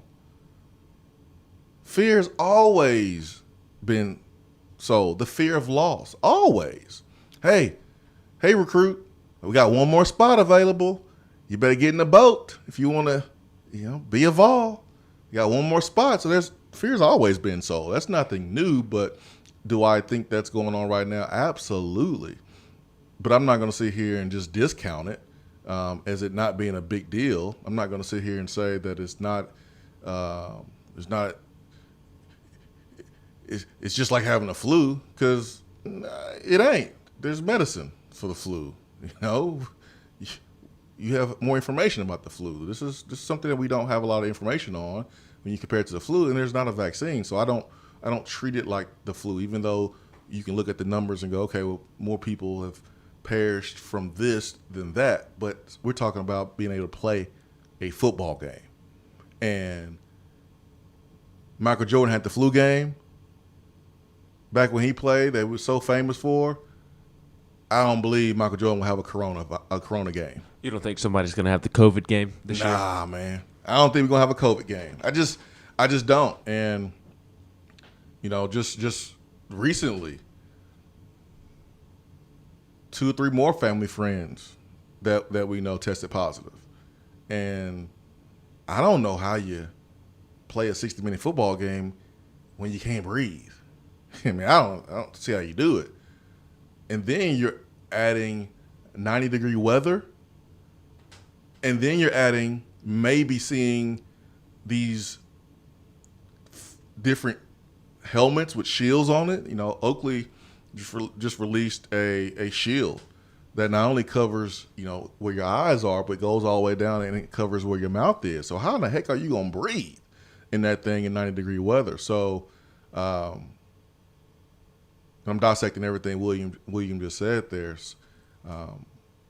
I do think fear's being sold, but at the same time, we should take it serious and take the precautions and wear a mask and not go to parties and things like that and just disregard information. We tried that, and we learned that you can't do that. Hey, you're told not to touch not touch the stove when you were young because it will burn you. But you still want to see, all right, how bad hot is it? How bad is it? Like, how It can't hot be that bad. is it? Does it really, really hurt? Is it that bad? And then you do it, you're like, oh, yeah. Okay, I'm not doing that again. Well, we've had that little time where folks were like, oh, I'm not listening. I'm going to live my life. And then we see the numbers go up. So we know that, okay, maybe we need to listen a little bit more. And it's not, it's not easy being cooped up in the house. It's not easy to have these restrictions. But that's just all my thoughts on it. Again, I live in the gray area on this. It does seem like all the attention is on the deaths and not on the recovery, but the deaths are important too. The deaths are important too. And for those who are not taking it serious, I wonder, would you take it serious if it affected someone close to you? Or you get it? I have not seen a person that has gotten it with severe symptoms and after recovering downplay the reason to wear a mask and to social distance. I haven't seen anyone go, yeah, I was laid up in the hospital for 4 weeks, couldn't breathe, but man, it wasn't nothing. Like, I haven't seen that yet. Now, I have seen some people that didn't have any symptoms, but they wasn't downplaying it like they are looking forward to getting it again. So I just wonder, how would your energy be and your opinion be if you got it or someone close to you got it? Because I know for me, seeing people close to me and our family get it and hearing what they have to say about it, like it doesn't make me want to go party. I'm just telling you that right now. 865-255-03 is our telephone number to the Iris Networks hotline. Swain event. Be right back.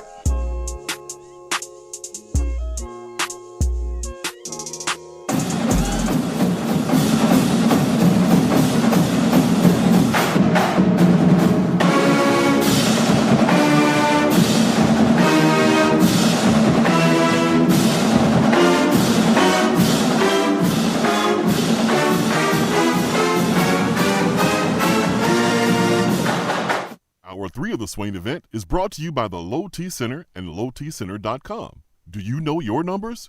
Feel like you again. Let us help. Guys, Low T Center is open for normal business hours, including Saturdays. Their goal is to help you be the best and healthiest version of you. And right now, if you are concerned with social distancing, Low T Center can help with at-home treatment options for current patients. And they also have great options for new patients too. At Low T Center, they make it quick and easy to take care of your health. Most health insurance is accepted. They'll even help verify it for you. And just a reminder, if you're feeling bad, have a fever, or travel to high-risk areas, please stay home. If you'd like to learn more about getting a comprehensive health assessment, be sure to call 865-392-1388. That's 865-392-1388. Or you can schedule an appointment online at lowtcenter.com. Low T Center, reinventing men's healthcare. While the players are gearing up for the gridiron, it's time for you to get geared up at Alumni Hall. Find the best selection of Nike, Nike Golf, Peter Millar, and all of those retro logos you love. And the 2 for $28 t-shirt deal? Game changer. And don't forget about the rest of your game day crew.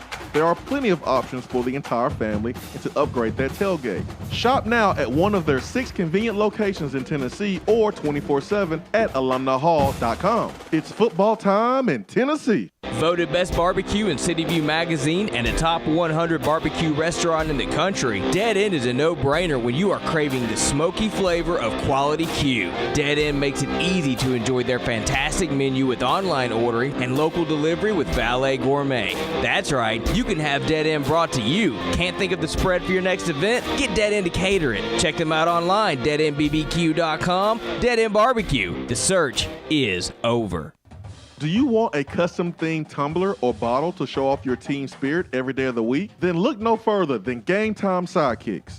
All of their bottles and tumblers are double-walled, vacuum-insulated stainless steel, and their quality is second to none in the tumbler market. New this year are their stemless 12-ounce tumblers, perfect for repping your team while enjoying your favorite wine. They also have new 3-in-1 jackets to use as a koozie for a can or bottle, or you can pop a lid on it and use it as a 12-ounce tumbler or coffee cup. Be sure to check out everything Game Time Sidekicks has to offer at GameTimeSidekicks.com. Game Time Sidekicks, helping fans show your colors and carry your team with unique gear you will actually use. Hour 3 of the Swain event is brought to you by the Low T Center and lowtcenter.com. Do you know your numbers? Feel like you again. Let us help.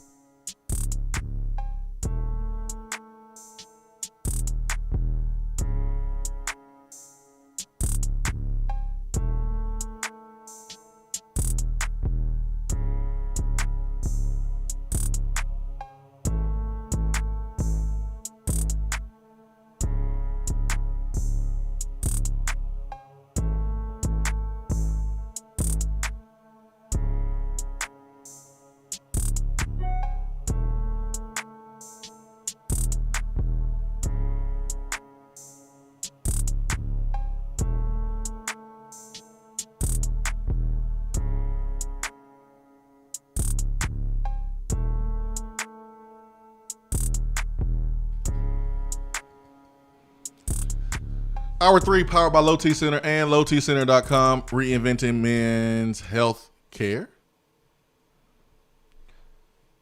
Swain. Ben. You know what I like seeing? I like clicking on VaultQuest to read Austin Price's story that we discussed.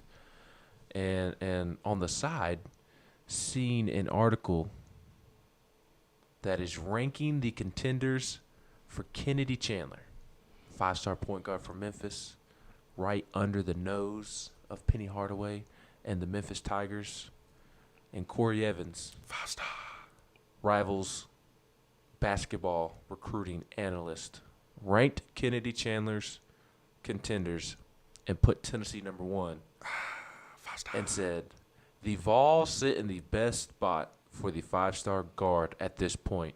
Rick Barnes' Tennessee outfit has had a lot of success based with the play of underrated but hard-playing standouts, but the Vols have since turned into one of the more successful programs on the recruiting trail. That will not change in the 2021 class.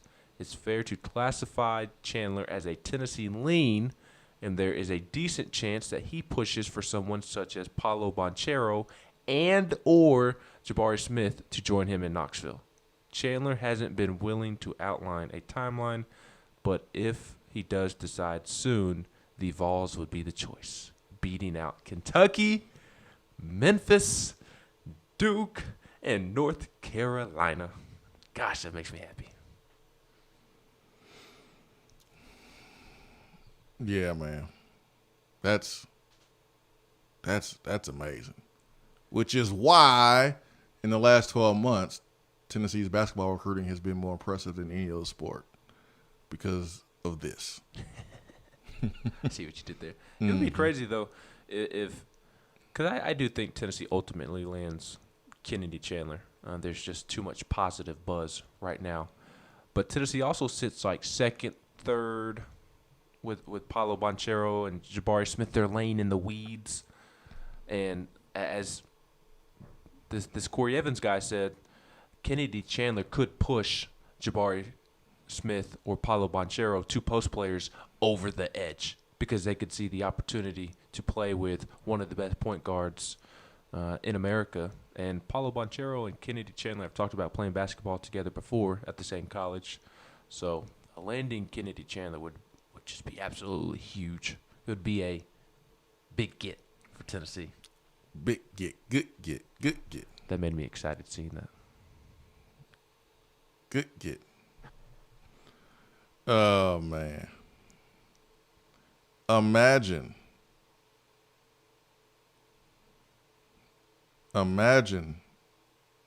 being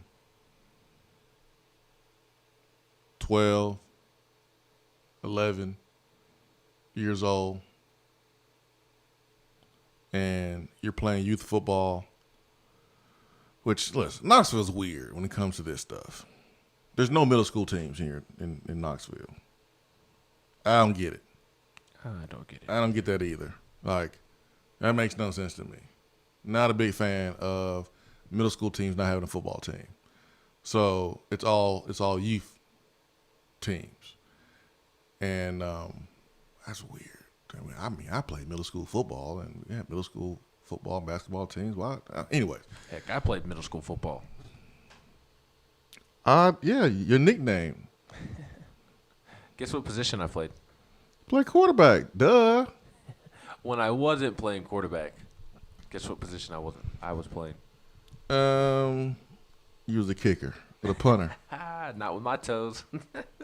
That's probably why your toes jacked up, man, because punting the ball and kicking it so much. No, when I was little, you had my toenails improperly and they grew sideways. You had feet like Mr. Deeds, Adam Sandler. And he put his foot in the water to save somebody. I played tight end. That's the answer. You played tight end? Yeah. Oh man. Would you like Jason Witten or Travis Kelce? You got some swag? A little bit of swag? Or you like Eric Ebron? They got better after they left the Lions. Oh, Eric Ebron's going to ball out this year. Oh, yeah, he doesn't play for the Lions. That's why. Because he plays for the Steelers. Yeah. He's good. I like to think I had a little swag. Yeah, we had a young Eric Ebron back in the combines, man. We had him. Didn't know he was going to be first round pick and NFL Pro Bowl tight end. Didn't know that at all.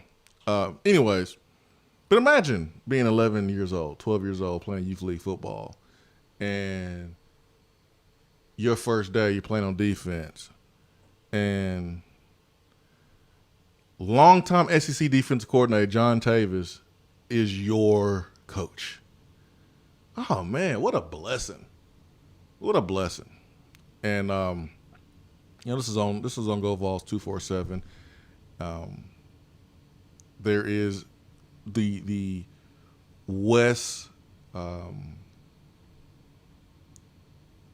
youth program here, and Jeff Francis, former Vol quarterback, has been the head coach there. George Ewert, owner of Dead End Barbecue, coaches on that team with this program. Last year, former Tennessee offensive line Chavis Smith was helping out. I thought about for like 5 seconds getting out there and coaching the wide receivers, but with 2 kids under 5, it was just tough to do that. So what you're saying is when they get older. I don't know, man. We'll see. But I've had a couple opportunities to coach high school football here locally. What positions? Come on now. Well, I meant wide receiver. I understand that. Wide receiver coach. I was more so asking, like, did somebody offer you a head coach job, an offensive coordinator job? Like No, receiver coach. And I just, as much as I love the game and love helping develop young folks, the time commitment, something I can't do right now. So, but I thought about joining the West youth football staff in the past, and Chief is not coaching this year, so he's going to be working with this youth program. And man, this is so cool that these young kids get a chance to be around Chief and soak up his knowledge. But man, what if Chief has a flashback?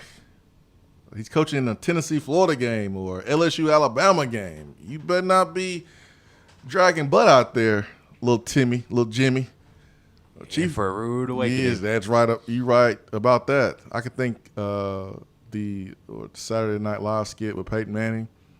He's throwing the ball to the kids and he's beating them in the back of the head and chest. That would be you. I can see Coach Chavis like, come on, let's go.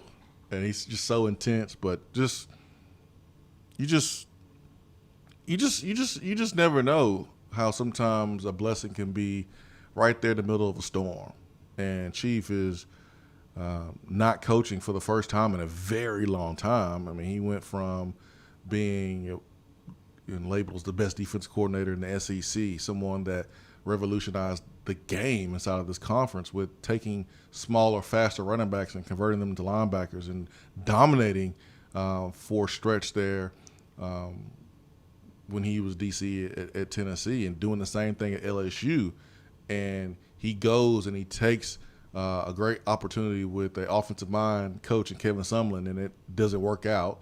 And then he goes and he gets with Chad Morris, and it's just a disaster because the youth and the system that they're running. And I can imagine for Chief, like, what happened? Like, how am I in this position? But you get a chance to come back home. Place where you have a house, your kids live here, your wife lives here, still have a home, still have a house. Chief every year does a charity golf tournament to benefit our youth right here in East Tennessee, and he gets to come back home and pour into these kids even more during this year off. And so there's a blessing right there. And I think sometimes it's so easy for us to focus on the storm when we're going through it, but not see the small rays of sunshine or the blessings inside of the storm. And so I just think this is pretty cool. I'm glad it's an article. I didn't want to put Chiefs business out there, before. But I'm glad that he's out there, and I'm glad everybody knows that he is working with our youth right here. Now he's working for Jeff Francis. Jeff Francis is the boss, so you got to take orders from Jeff Francis, Chief. He's the head coach. 865-250-503, Iris Networks hotline. Again, 865-250-503. Give them a follow on Twitter, too. Iris Networks USA. They are our latest sponsor here on the program, and I want y'all to know how special that is. I just want y'all to think about this, business owners. You have a business right here that's local, that's Tennessee, and during a time of uncertainty, during a time when we don't know if there's going to be college football season, they have invested in our show during this time. And I appreciate them so much. And please show them your appreciation for supporting. Show them your appreciation for them supporting local show and small business. And during this pandemic, we've seen local businesses kind of go through that storm, and it's been our communities that has propped up our businesses. Dead End Barbecue is a prime example. It was tough. It was tough going through the pandemic and everything shut down. And you guys supporting Dead End, that was special. That meant everything.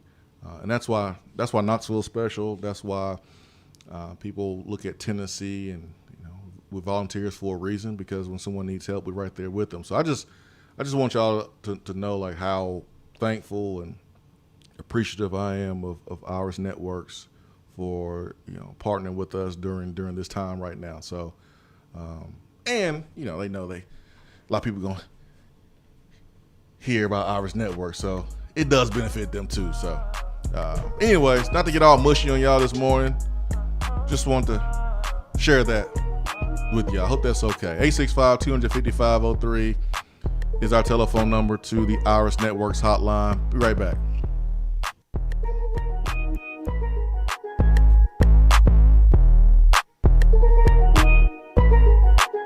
Hour 3 of the Swain event is brought to you by the Low T Center and lowtcenter.com. Do you know your numbers? Feel like you again. Let us help. Jason Swain here. If you're feeling tired and grumpy, it could be low T or something else like sleep apnea. Low T Center now provides an easy and convenient home sleep test shipped to your home in little as 2 days and receive a CPAP device in little as 4 days. It's never been faster or easier to get tested, and most health insurance is accepted. Now is a great time to take care of yourself while you're being quarantined without sports. To order your sleep test online, just go to lowtcenter.com. Low T Center, reinventing men's healthcare. If you want to get in on the conversation, call the Iris Networks hotline at 865-200-5503. Grow your business with Iris Networks high-speed fiber internet. IrisNetworksUSA.com. Out-of-town law firms have been swarming into East Tennessee lately. Firms from Memphis, Chattanooga, and Birmingham have stormed into the area. Wouldn't you rather do business with a local law firm?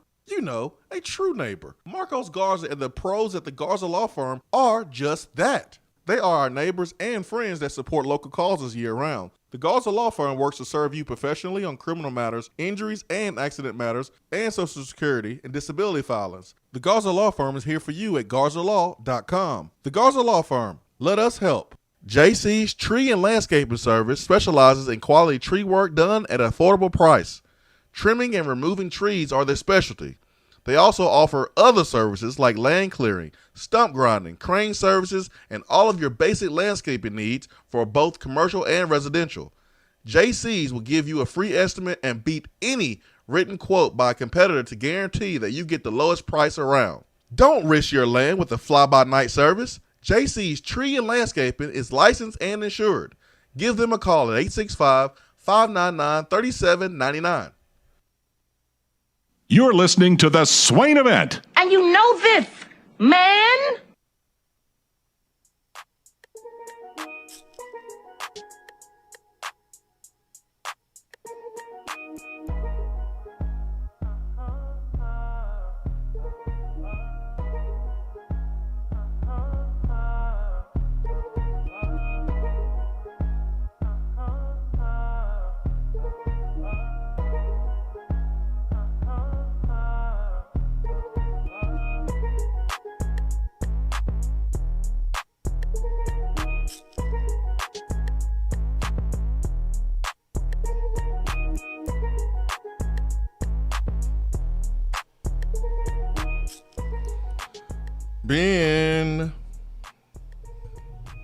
Ben.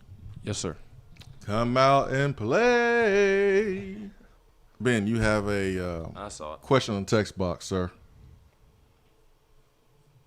Yeah, a couple questions on the text box about I did not see about your Ray tight end game. You let the world know that you did play tight end in high school, and you have some questions about your game. Ray UGA, did Ben mirror his game after Aaron Hernandez on the field of Kellen Winslow? See, if y'all gonna troll, I'm guessing that's can we have good grammar? I guess that's or Kellen Winslow. Was you a soldier? Were you a soldier on the field? Shut up. I'm a soldier. I don't care about no ball. I'm a soldier. I was a Delaney Walker, a George Kittle type. I did George all the dirty Kittle? work. That's right. You heard me. George Kittle you was a George Kittle type? Mm-hmm. Huh. Do everything they ask me. Inland Vol says, Ben was a tight end like Dominic Wood Anderson. Disappointing and never lived up to the expectations. False. I had my own designed play. Nobody on my team ran the wheel route better than I did. Caught it every single time. You wore big gloves, didn't you? I don't think I wore gloves. Did you wear like the face mask with the bar in the middle? Mm-mm. That's the worst face mask known to any skill position player. You cannot wear a face mask with the bar in the middle. Oh, ain't taking you serious. Hey, what number did you wear, tight end? Well, I think I was 18. Hey, number 18. He's wide open over here. Oh, he has a bar in the middle of his face mask. He won't catch it.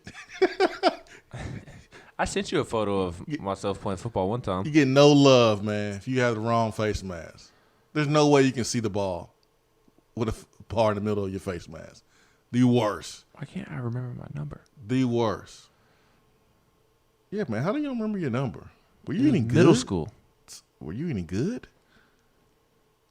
Do we need to check with the research department team, a.k.a. your mom and daddy? I was 12. That's what I was. I was number 12. You must have many good memories from middle school football. I told you our team sucked. We won one game. Yeah, but as long as you were doing your thing, that's all that matters. What's wrong with the George Kittle comparison? Dude. I didn't say I was George Kittle. I said I played like him. Did all the dirty work. Did everything the coach asked me to. That's George Kittle. Brad, I asked that because Brad is not a fan of the George But why Kittle you mention reference. George Kittle and then mention just any other tight end in the league? Because every tight end in the league does what they're asked. That is not true.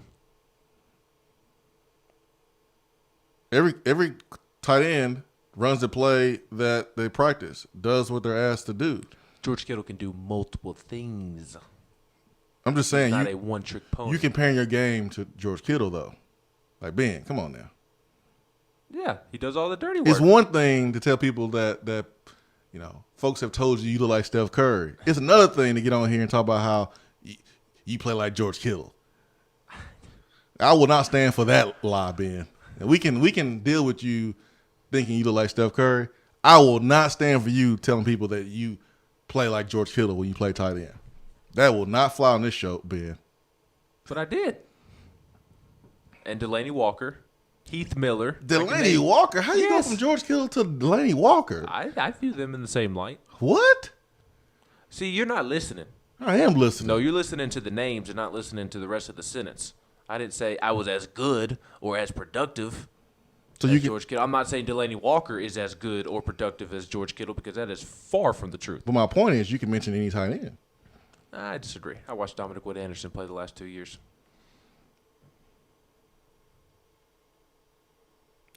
Any tight end in the NFL. I watched Derek Ebron with the Lions. True. I watched Hayden Hurst with the Ravens. True. Hayden Hurst is a one-trick pony. George Kittle, Delaney Walker, they're not. They're dogs. They will run over you, bite your left booty cheek if they need to. They will eat your face. They will do whatever it takes to win, and that was me. I did have this question for you during the break, and Brad asked us here in our group chat. I asked if you were like Daniel Ham, or were you like Ethan Wolf, tight ends that prefer catching the ball over blocking? I mean, I definitely prefer catching the football. Just wondering. I think every tight end prefers catching the football, but some are just better at blocking than they are catching the football. Yeah, I agree with you there. I agree with you. 865-255-03 is our telephone number. This whole face mask and shield option that NFL and college football is going to explore, it's not getting a lot of conversation, but it's a pretty big deal. And you see guys like J.J. Watt, you see guys that played the game have comments on this face mask and shield because they know how difficult it's going to be for some folks.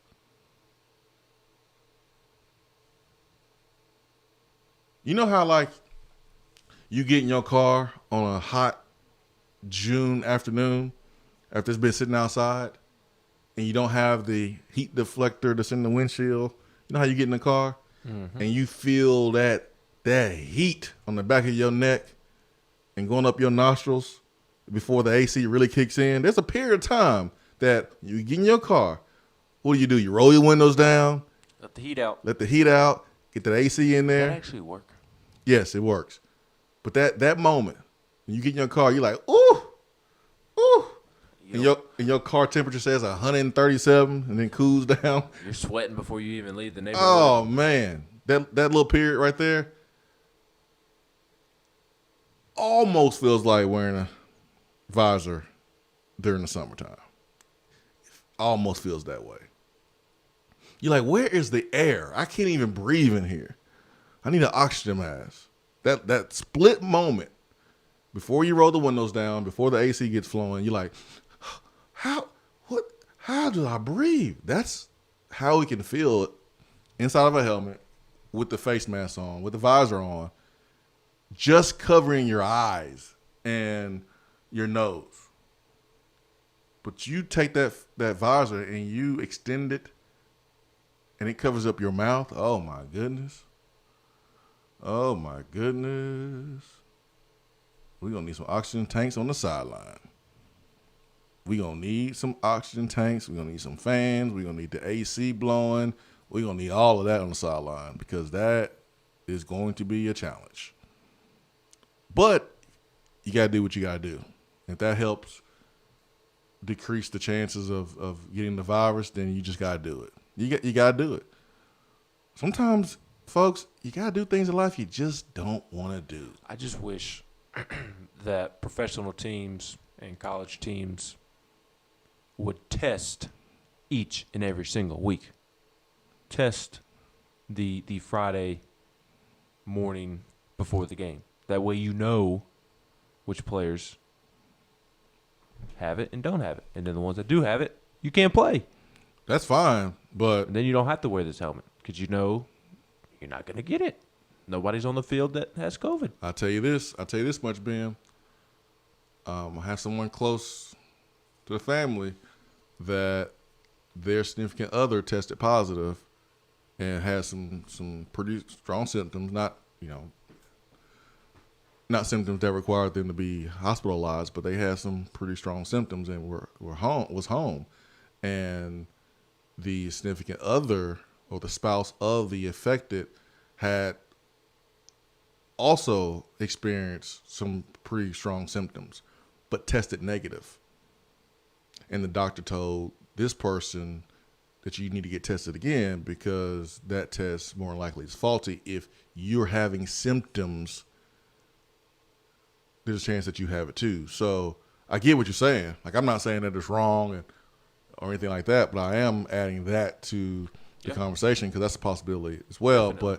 But my point about the Oakley mouth shield helmet is that I'm just giving you guys a little bit of perspective from a player side of it, how difficult it's going to be to breathe and get used to. And it really does feel like the moment you get into your car, that 30 seconds, you're like, oh my gosh. And I feel bad for the people who don't have AC right now because you got to roll your window down quick. And you got to speed to generate some wind. Because get on 40 quick. Man, I'm a police officer and I pull someone over speeding and they got all their windows down and I walk up to the car, I'm going to say, yeah, your AC is out, huh? And if they say, yeah, I'm going to give them a warning. I'll buy that excuse. I'll be a gullible police officer. I'm not buying the whole, well, I'm about to run out of gas, so that's why I'm speeding. Whatever. You pass like 5 exits. But if you got all your windows down and it's 98 degrees outside, golly, see what I did there? 98 degrees outside and all your windows down, I approach your car, I'm going to give you a warning. I understand. It's hot out here. You're trying to generate some wind. That's why you were speeding. I get it. Have a nice day. Have a nice day. Here's a ticket for your seatbelt, though. 865-200-5503. Chip says you play tight end like Air Ebron. Score touchdowns? Yep. Have you ever scored a touchdown in middle school football? No. So I told you our team sucked. So basically, wait, Ben. So basically, you never scored a touchdown in middle school football. And your team stunk. Yes. As I said earlier, we were trash. We won one game one season. So and I only played 1 year, and I was like, bump this. So the middle school football program where I went was not an ideal situation. So I just like, you know what? I'm just gonna play basketball and baseball. What city was this? Fayetteville, North Carolina. To be more specific, Fort Bragg, North Carolina. All Britain Middle School. We were terrible at every single sport. The game that you won, was it against a good team? Or was it a team that I doubt it. I mean, stunk probably like equally as you guys? I think they were a little bit better than us. So what you're telling us, Ben? What you telling the world this morning? It's 9:44 on a Wednesday, July 15th. You telling the world, Ben? The camera's right there. I need you to look in the camera. What you telling us, Ben? Hold on now. Are you looking at the camera, Ben? Yes. Look at the camera. I need the people to see the white in your eyes. And I guess the brown in your eyes, too, since people told you you look like Steph Curry by the eyes. Are my eyes open enough? Yeah. Open your eyes up. I want you to look in the camera, Ben. I want you to tell the good people that you and your team was basically like the Little Giants. We were exactly like the Little Giants. You played on the Little Giants, Ben. Yes. Your team was the Little Giants. We were the Little Giants. Actually, you were worse than the Little Giants because at least the Little Giants beat a good team. That one day they had a good day. They were like South Carolina last year. They were terrible, but that one day they were good enough to beat the best team. At least South Carolina did that last year. At least the Little Giants did that. At least the Little Giants had Icebox. Y'all didn't even have Icebox. Yeah. You just had Toe Jam McKee. Running the wheel route. That's it, man. Yeah, Did y'all have players that during practice, like, made snot bubbles, like the scene there in the Little Giants? I'm sure we did. I mean, it was just a complete mess. Our practice field was terrible. It had like little thorns all throughout it. It was just a miserable experience. And it wasn't even like the football that was the bad part of the experience. It was just the particular school that I was at did not really care about football or the sports really. So you're saying that your middle school team would be a 21-point underdog to Little Giants? Nah, it'd be like 28. Oh, dang! No wonder you stopped playing. Who wants to be a loser? I don't blame you, man. There you go, Ben. That's you right there. What was that character's name? I can't remember. What was that character's name that's playing with the snot bubble? That was you. The Little Giants. Guess what, Ben? I also played tight end for some reason. I think Butch Jones was coaching my. Because you were bigger than everybody? No. Not really during this time. So this is like I think this is my first year playing football, actually. And we were the Steelers. You must have won a lot. I don't really remember. But this is how bad my coach was about evaluating talent. I don't even know his name. Don't even remember like the season. I remember nothing. The only thing I remember is the photo, which the photo sits in Huntsville, Alabama, my uncle's house, there on the ledge. And it's a photo of me with these humongous shoulder pads. I look like the Legion of Doom, the tag team wrestling. I think that was Legion of Doom, right? I look like a Georgia Bulldog fan, big old shoulder pads on. And this is when, back in the day, you would wear huge shirts as your practice jersey. You go get dad's shirt, big old shirt. You just wear that, put that over the shoulder pads, right? The neck be all stretched out. It'd be a normal neck when you put it on. After practice, it'd be a V-neck. Your thigh pads come all the way up to your rib cage. So you had like rib protector / thigh pads and hip pads. I hated putting all the pads in. It was just a mess. Couldn't even move. But I remember, man, my first position was tight end, and I had the worst number ever. Like what? How did I get this number? Man, I want you to guess my tight end number. 69. Ah, good guess. No, I wore 91. That's my first jersey number. As a tight end. As a tight end.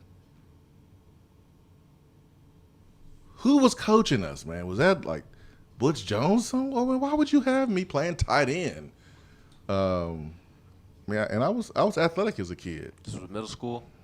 No, this is before middle school because unlike Knoxville, we had middle school football in Huntsville. So this was elementary.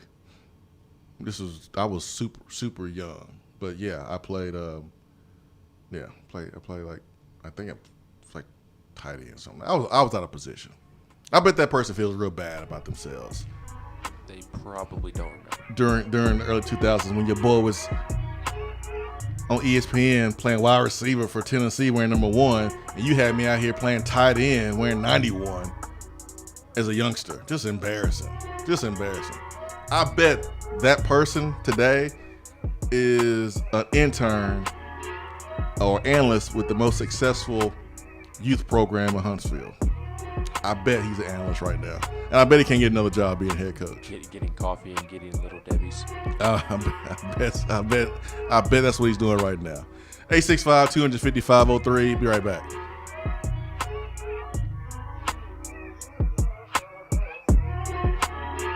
For a replay of each day's Swain Event TV, like us on Facebook. Jennifer Morris here with Keller Williams Realty, and I'm going to tell you a quick story about a listing appointment I had recently. I walked in the door of this beautiful home, and my eyes didn't immediately notice the nice hardwood floors, the beautiful fireplace, or the large kitchen. Nope, what my eyes noticed was the large amount of Michael Jackson memorabilia in almost every room. While I appreciate MJ, the sellers needed my assistance in looking at the home through buyer's eyes. Whether it's MJ or some Vandy memorabilia decorating your walls, I'll guide you through the process to get your home ready to sell. Call me, Jennifer Morris, at 865-257-7897 or email me at jennifermorris865@gmail.com. And go Vols! More and more Tennessee businesses are switching to Iris Networks for reliable, local, high-quality, high-speed business fiber internet. Iris provides direct internet access from 10 megs to 10 gigs with no payments for 90 days. Iris also offers next-generation business phones with work from anywhere capability from the mobile or laptop app. With local sales, support, and service, Iris is a partner in the community. Learn more at irisnetworkusa.com or call 865-448-IRIS. Iris Networks, a Tennessee business connecting Tennessee businesses. Home service problems occur, even at the most inconvenient times, like during a health crisis. And Hiller is always here to help you 24/7. As people are social distancing and staying at home on workdays, it's an easier time to take care of home maintenance items that you feel are necessary. And we've put new safety precautions in place, like wearing gloves, avoiding physical contact, new sanitation protocols, and limiting time in your home. We're here for you. Call the Happy Face truck today. When you see the happy face on our truck, you'll be smiling because you'll know that you're in love. At Hiller, we care about your family's comfort all year long. If you get caught without air conditioning this summer, we're offering a free service call with any repair. That's a free service call when we do the work on your HVAC system. Visit happyhiller.com to schedule your appointment today. Call the Happy Face truck today.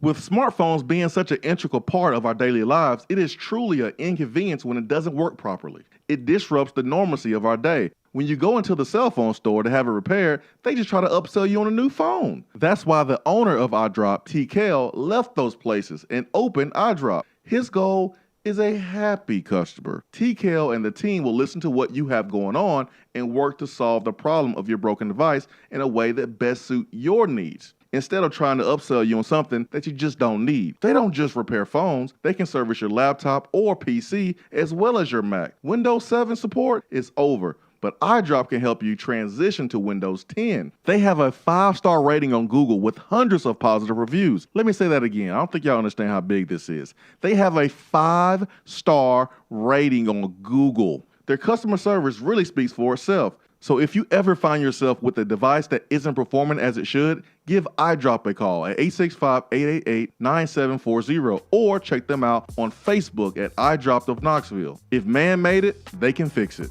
Hour 3 of the Swain event is brought to you by the Low T Center and lowtcenter.com. Do you know your numbers? Feel like you again. Let us help.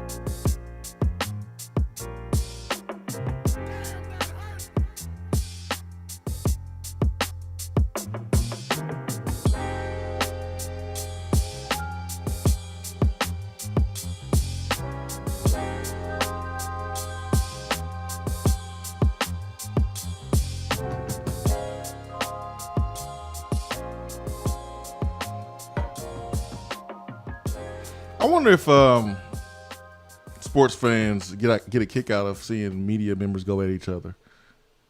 You know how, like, they do when you see two females fighting, it's like, oh, look, man. Don't you get a kick out of it? I do, actually. I do too. Yeah, we all love drama. I do enjoy seeing. I think we should start some drama. Females fight. I think it's pretty. I think it's pretty entertaining. Remember when you and Mike Griffith were going back and forth? That was pretty popular on social media. A lot of retweets, likes, quote tweets involved there. I'm not proud of that, but it had to be done. Enough was enough. I think we should start a media beef. Swain event against somebody. Nah, man. Why not? I'm good. It'd be fun. No, it wouldn't. Why not? Nah, man. No drama. I bet don't need no drama right now. Not in 2020. I bet Vol Twitter would like it. I mean, it'd be entertaining depending on what it is. But nah, man. I'm not looking for any drama. No. I will correct some folks if they're wrong, be unfair. But I'm not looking for any trouble. But were you at Big Cat and your terrible NCAA football playing skills? No. Did you see what he did last weekend? No, I didn't. I stopped paying attention. Well, I did too, but this guy retweeted onto my timeline. A long time ago, I stopped paying attention. Like really after the first You day. hated it the moment you heard about it. I didn't hate you it. You pretend to be okay with it. I didn't hate it. You were not a fan. I didn't hate it. I didn't love it. I thought it was pretty neat, but I wasn't going to follow and sit up there and watch some dude play video games if I ain't playing. I feel you. Real quick on Big Cat, because this is embarrassing. It got retweeted on my timeline. I also quit following along. He ended up at LSU as the head coach at LSU, and he was losing to Vanderbilt at LSU. He was the head coach of LSU. They were playing in Vanderbilt Stadium, and he was losing to Vanderbilt 28-0 at halftime on NCAA football video game. A video game. What's worse, that he losing to Vanderbilt with LSU, or that that he was losing to Vanderbilt with LSU? Him losing to Vanderbilt. I think it's LSU. worth. I think it's worth that you know that. No, it got retweeted on my timeline. Oh man! So Barrett Sallee quote tweeted a tweet from Dan Woken from USA Today, and the headline reads, "After months of delusion and misguided happy talk, SEC officials have finally admitted the truth." Has there been some delusion and misguided happy talk with the population regarding COVID? Yeah, absolutely. There's been a whole lot of fake news and theories and politicizing this and that. So annoying. But yeah, there has been. But were SEC officials running from the truth or something to have to finally admit the truth? We referring to SEC officials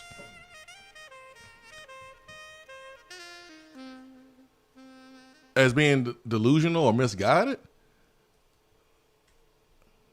Like I'm with Barrett Sallee on this one, who says, or just hear me out, the SEC is waiting to find out more information on an ever evolving pandemic that changes very rapidly. That's how I feel. I mean, I just feel like things change so fast that you just you kick the can down the road and you don't make any major changes when you don't have to at the time. Now, there's going to be a point in time where you will have to, but just I don't know, just weird. And if I'm a sports columnist, I would not be sitting here. I'm not saying Dan Woken is doing this, but you might want football to be played. Like you don't want sports to go away, because now like your job security is in question. And then Barry with the shot says, but writing something that obvious, level-headed, and anti-alarmist doesn't earn Twitter clout. Boom. We see you there, Barrett Sallee. Tell us how you really feel. My favorite part about clicking on Barrett's tweet is seeing Charlie Burris's response immediately, because I follow Charlie, obviously. And Charlie says, I don't know what dumb garbage Dan said this time because I'm blocked, but I'm glad you're here to dunk on him, Barrett. Oh, man. Classic Charlie. Listen, I'm not one person that just totally dismisses Dan Woken based on what he's done in the past.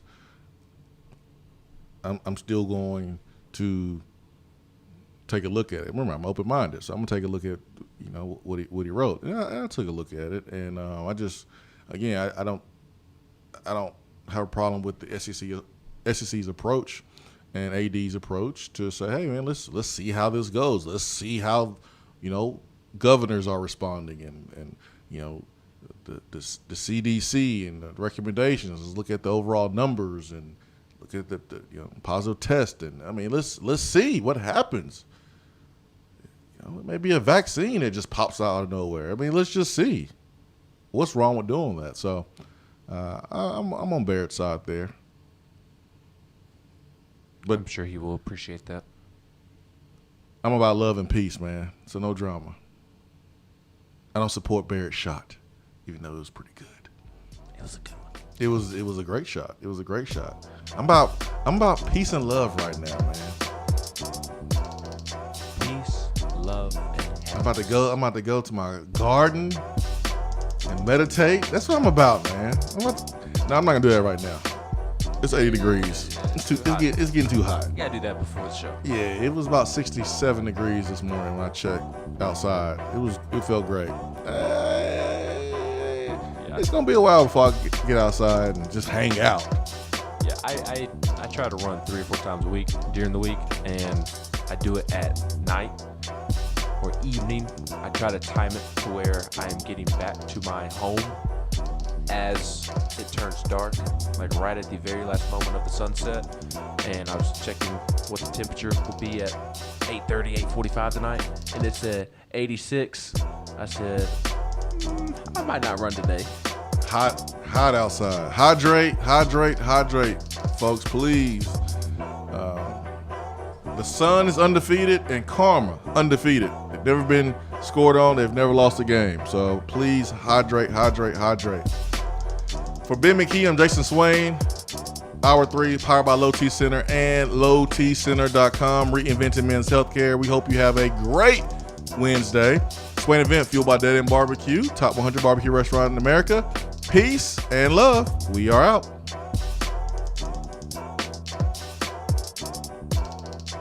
Hour 3 of the Swain